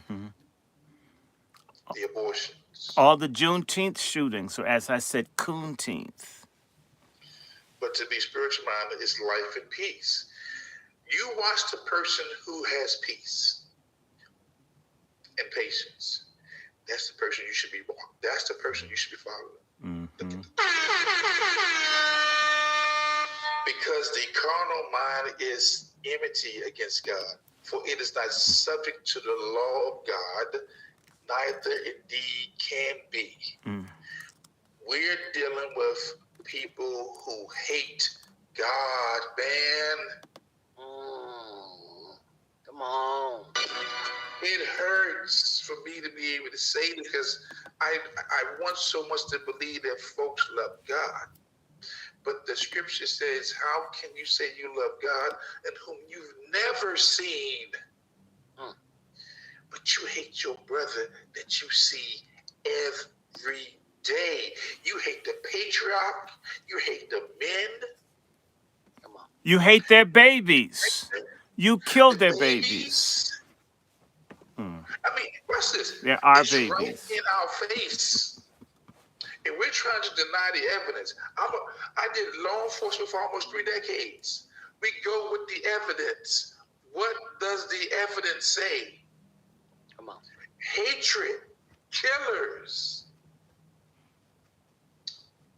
a law unto themselves. And that's why God has raised up some brothers and some sisters, some wazies. Yes. God bless the wazies. Wolves, okay? Some wolves to plant the seed and walk over their carcasses. Come on. Male, female, black, white, Asian, Latino. We don't discriminate about the carcasses. We walk over them. Okay? Because we are called to a higher purpose. You know? And one of those. Go ahead. What'd you say, Doc? And one of those purposes is to make certain that we get into the presence of God in the afterlife. Those people that don't want God, well, great. God won't want you. Look, let me tell you something. That's why I say, because I've seen it. I had a front row seat to the destruction of the black community. I mean, like, so we read a book by Chancellor Williams, The Destruction of Black Civilization. But I had a front row seat to the destruction of the community. And the patriarch was absent. Come on. Ooh, Lord. Come on. The patriarch was absent. So what we're doing, brothers, we are reimagining the patriarch. We're on a quest to reimagine what we should be or what we could be. Come on. Because we're not, again, people are talking about it. This 8/24/24 coming up is a reimagining the patriarch.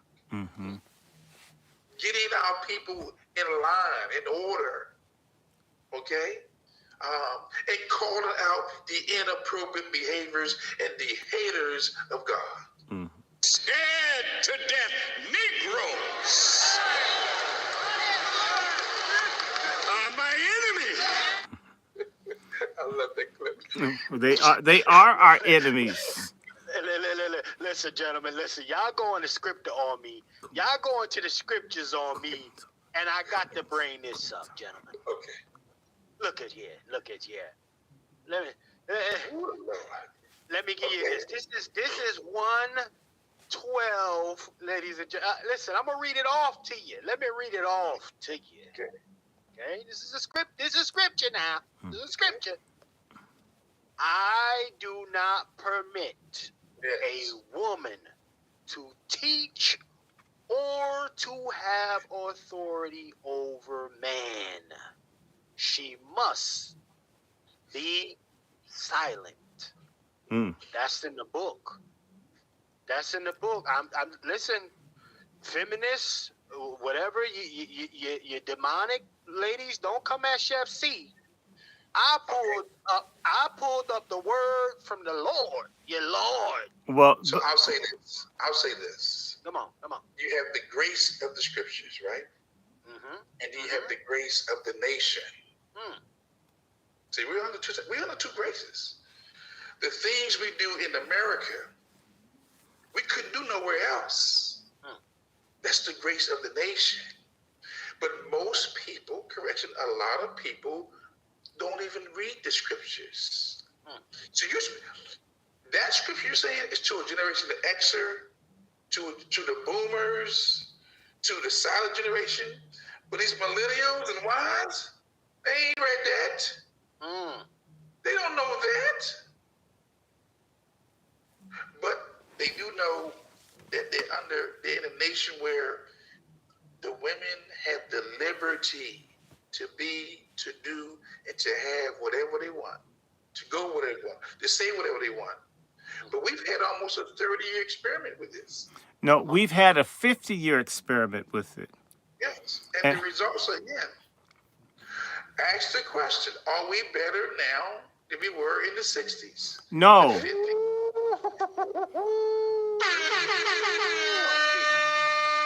But ask yourself a different question. If God's way is that women are not supposed to be over men, then what's Satan's way? Women to be over men, which means the black community is satanic. As long as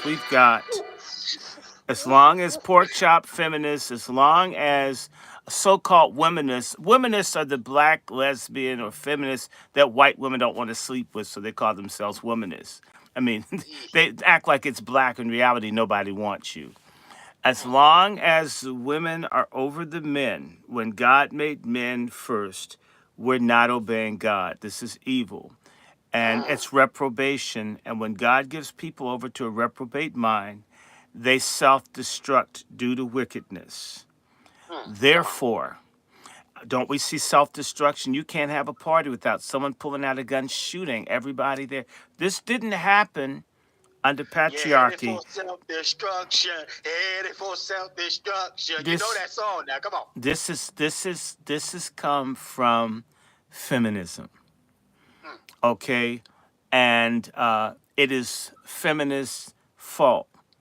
And if I ever read to you the feminist cultural revolution, it talks about the goal of it is to destroy patriarchy and to destroy the man and his babies, to promote pornography and confusion.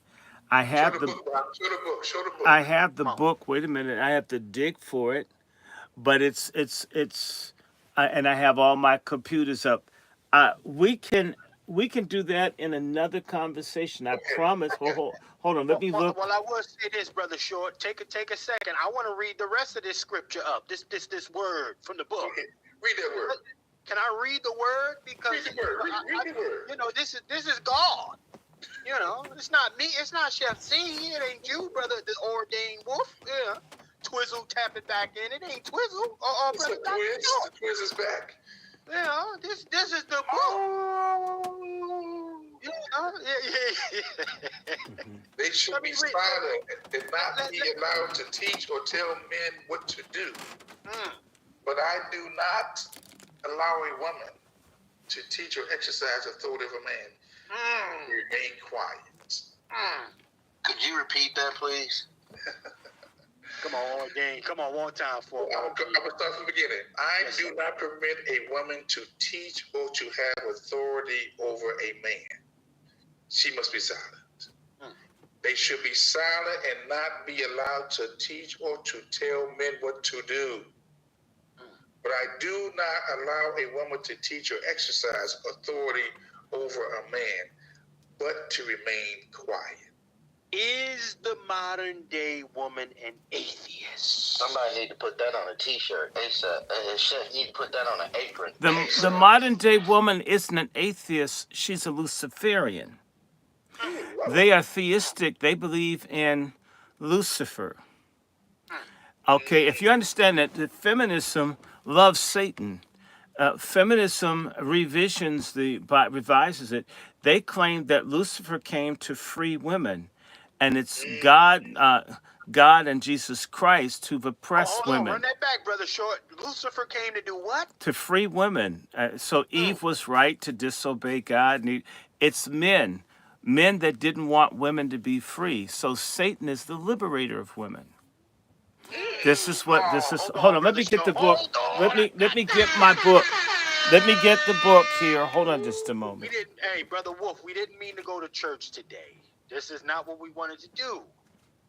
However, the good old book, sir, Yes. you know, because there's a lot of quote unquote God-fearing women running around, even the ones that sit on these panels and run their mouths, and you know, God is saying you need to shut the fuck up.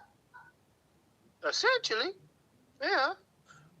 Somebody need to keep their mouth closed. But in the, you know, but what we're looking at is we're looking at what do they call her? What's the name of that? Jezebel. Right. All right. You're looking at what's that other name they call them? The other name they call them, Brother Juan. I forget.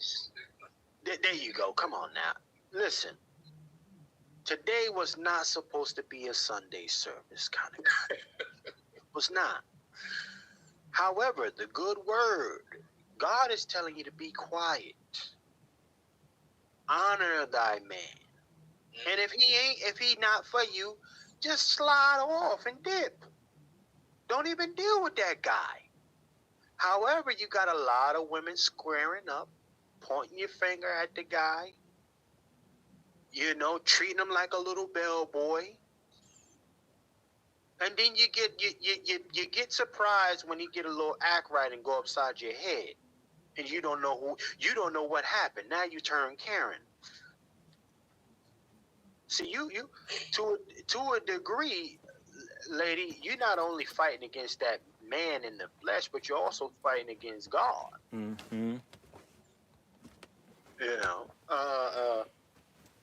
listen. Let Pastor Chef C go and sit down for a second. Brother Juan J. Johnson, you got it, sir. I don't want to do that. It's just. No. I think we have to have this discussion because I'm a result person. Are we better today than we were yesterday?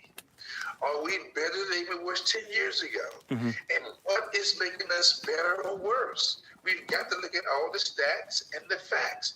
And look, the results are in. Right. I watched yesterday, right, the broadcast on I think it was Reuters TV of Kim Jong and Putin come together. Come on. For the first time in decades. Then Russia went to Korea, right?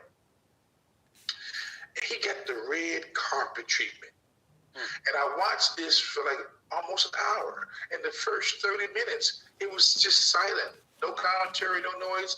But I saw how this man from North Korea gathered millions of people to come together to celebrate another dignitary.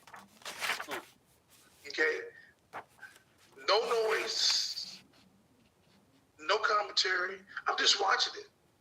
I'm seeing women and men working together. I'm seeing children working together on the same page. They weren't fussing and fighting. Come on. And then I look at us, how the First Amendment comes with consequences. Freedom of speech is not free, family. Freedom of religion is not free. Freedom of assembly is not free. Freedom of the press is not free. Freedom, the right to petition your government ain't free. Somebody paying a price for the First Amendment. Right. Okay? And I say to say this. All this talking that our women that we're doing, we don't even realize the residual effects it's had on us as a collective. People are putting in place a plan to get rid of us. Come on. And they're going to use our words against us, our images. Okay? Social media may not be real to a lot of people, but it's real to the powers that be who want to implement plans to get rid of us. And they're going to use our women. their words, our men, and our words that we use against them, or they use against us. Right. I'm so careful not to put too much stuff out there in the universe, because I know the power of the spoken word, not just the written word, or the living word within us. I know the power of the spoken word, and every time we say something, it has a repercussion. We ain't just speaking in a vacuum. What we're saying will be viewed for generations to come. If I die tonight, somebody will see this video maybe 5-6 years from now and hear my words. And our women don't realize that your words have consequences. And so I can understand the scripture. If we're logical, men are more logical than females. I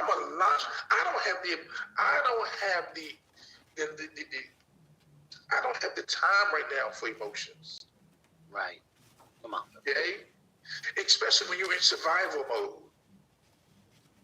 Especially when you're in a war mentality. When you're in a warrior's mentality, you don't have time for emotions. Okay? But our women are emotional. And I can understand why he would say that scripture. But because we live in America and you're under extended grace, we promote the women.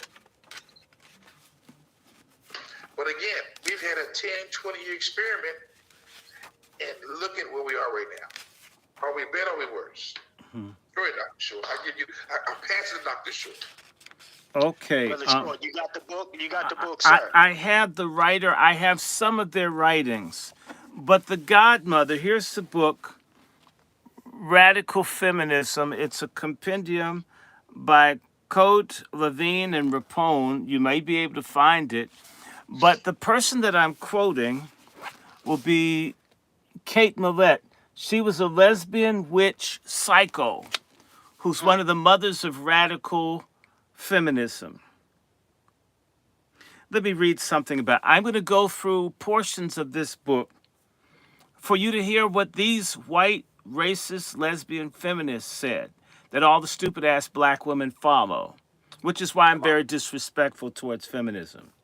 That's right. This article, the first one, is called Sexual Politics, a Manifesto for Revolution. Kate Millett is a writer, filmmaker, sculptor, and active feminist. She is the author of Sexual Politics and the Prostitution Papers. This manifesto was written in 1968 in connection with the organizational meeting of the first women's liberation group at Columbia University. Both the Columbia Spectator and the Columbia radio station refused to publish or broadcast it, even though it was written by a faculty member to whom they had promised the space and time. Now let me read this so you can understand what's going on. When one group rules another, the relationship between the two is political.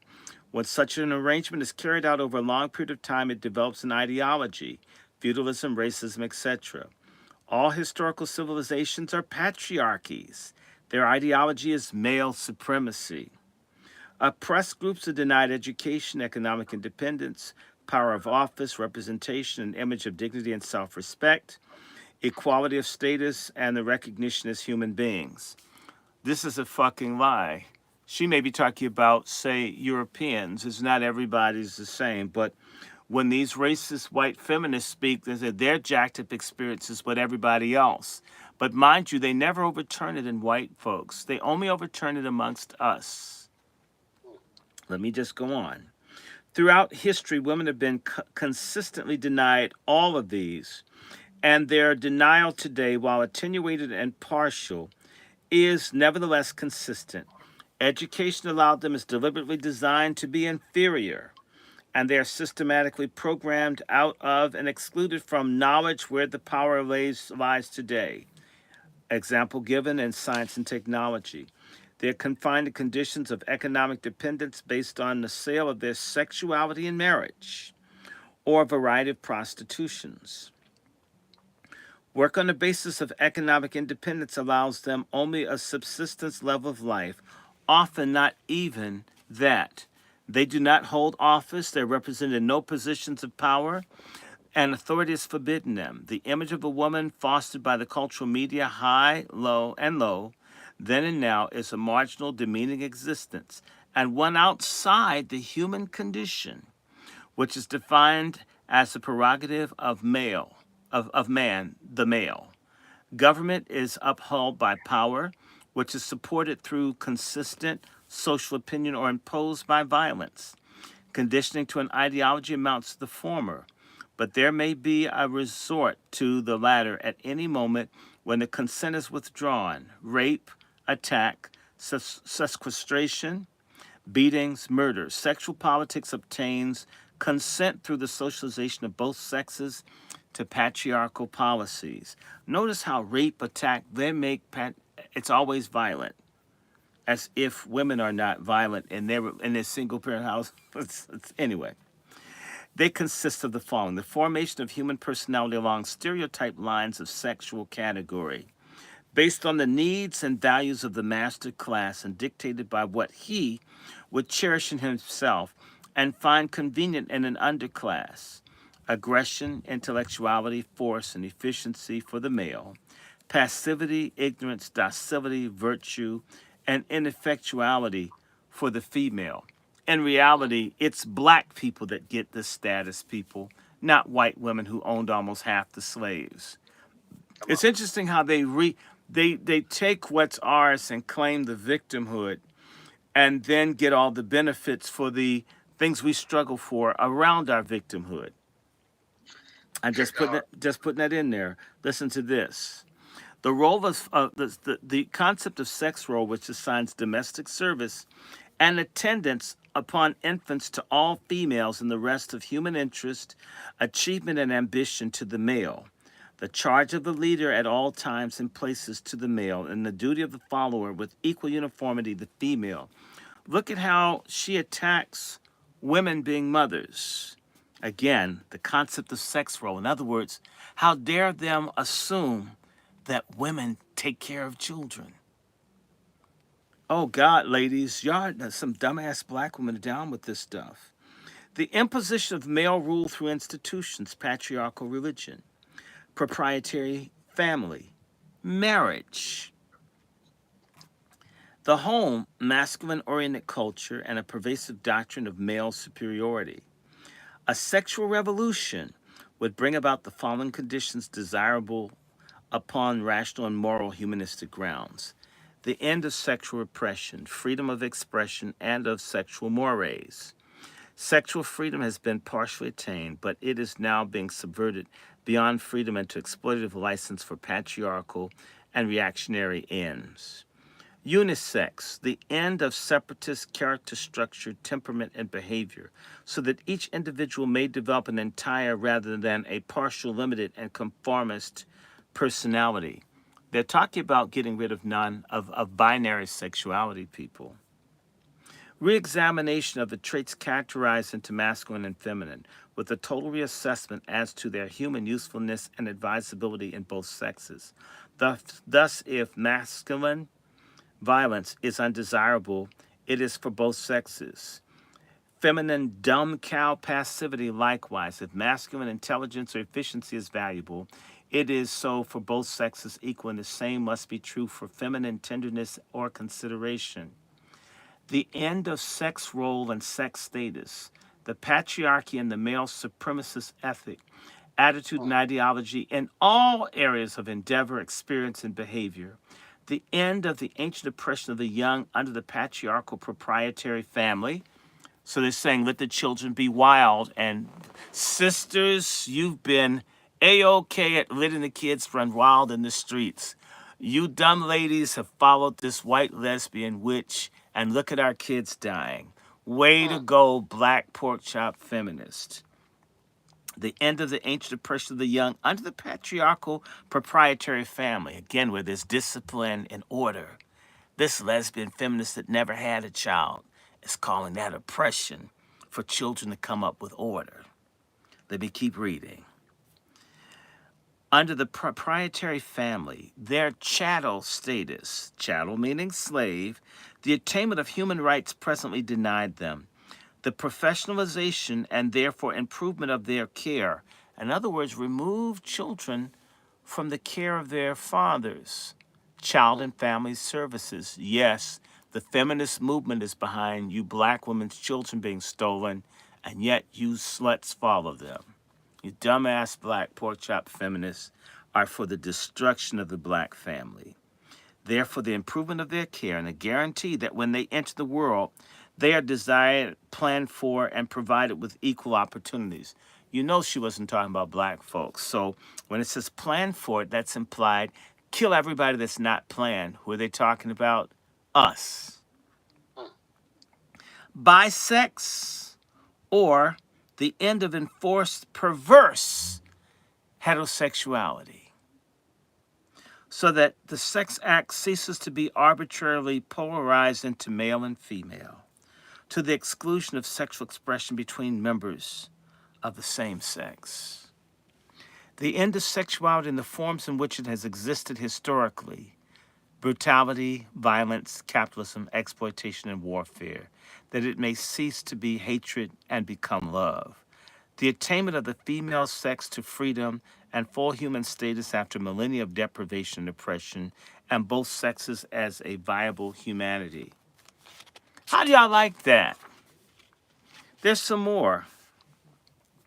There's another one. This is called The Feminist Political Organizations to Annihilate Sex Roles. Basically, to get rid of patriarchy. This sort of repeats some of this. Let me skip Doc, your mic is low. Your mic just went low. Oh, well, they're gonna do that.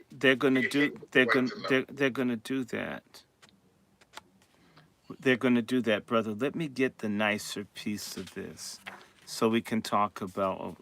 Okay, wait a sec. Hold on. Let me get the better thing. All right. What do we want to do? Okay, we want to do programmatic analysis. Okay. And I want to look at what they do. Hold on one second. This may be the same thing. I'm going to skip. If I may skip this and go to the next one. Let me see something. Okay. Oh, Lord. Oh, my God. This is awful. But, Doc, I'll say this. I think you made the point because, again, a lot of folks didn't even know there was a book called Radical Feminism. There are plenty of these books. The woman's name is Kate Millett. And let me see. If nobody's on one of my phones, I don't think anybody's on here. I can look Kate Millett up. And when she talks about the Cultural Revolution, and I have the book. Trust me, I have the materials. This was on my channel that they took down. A lot of people, let me see. Let me stop this. There's nobody on this phone.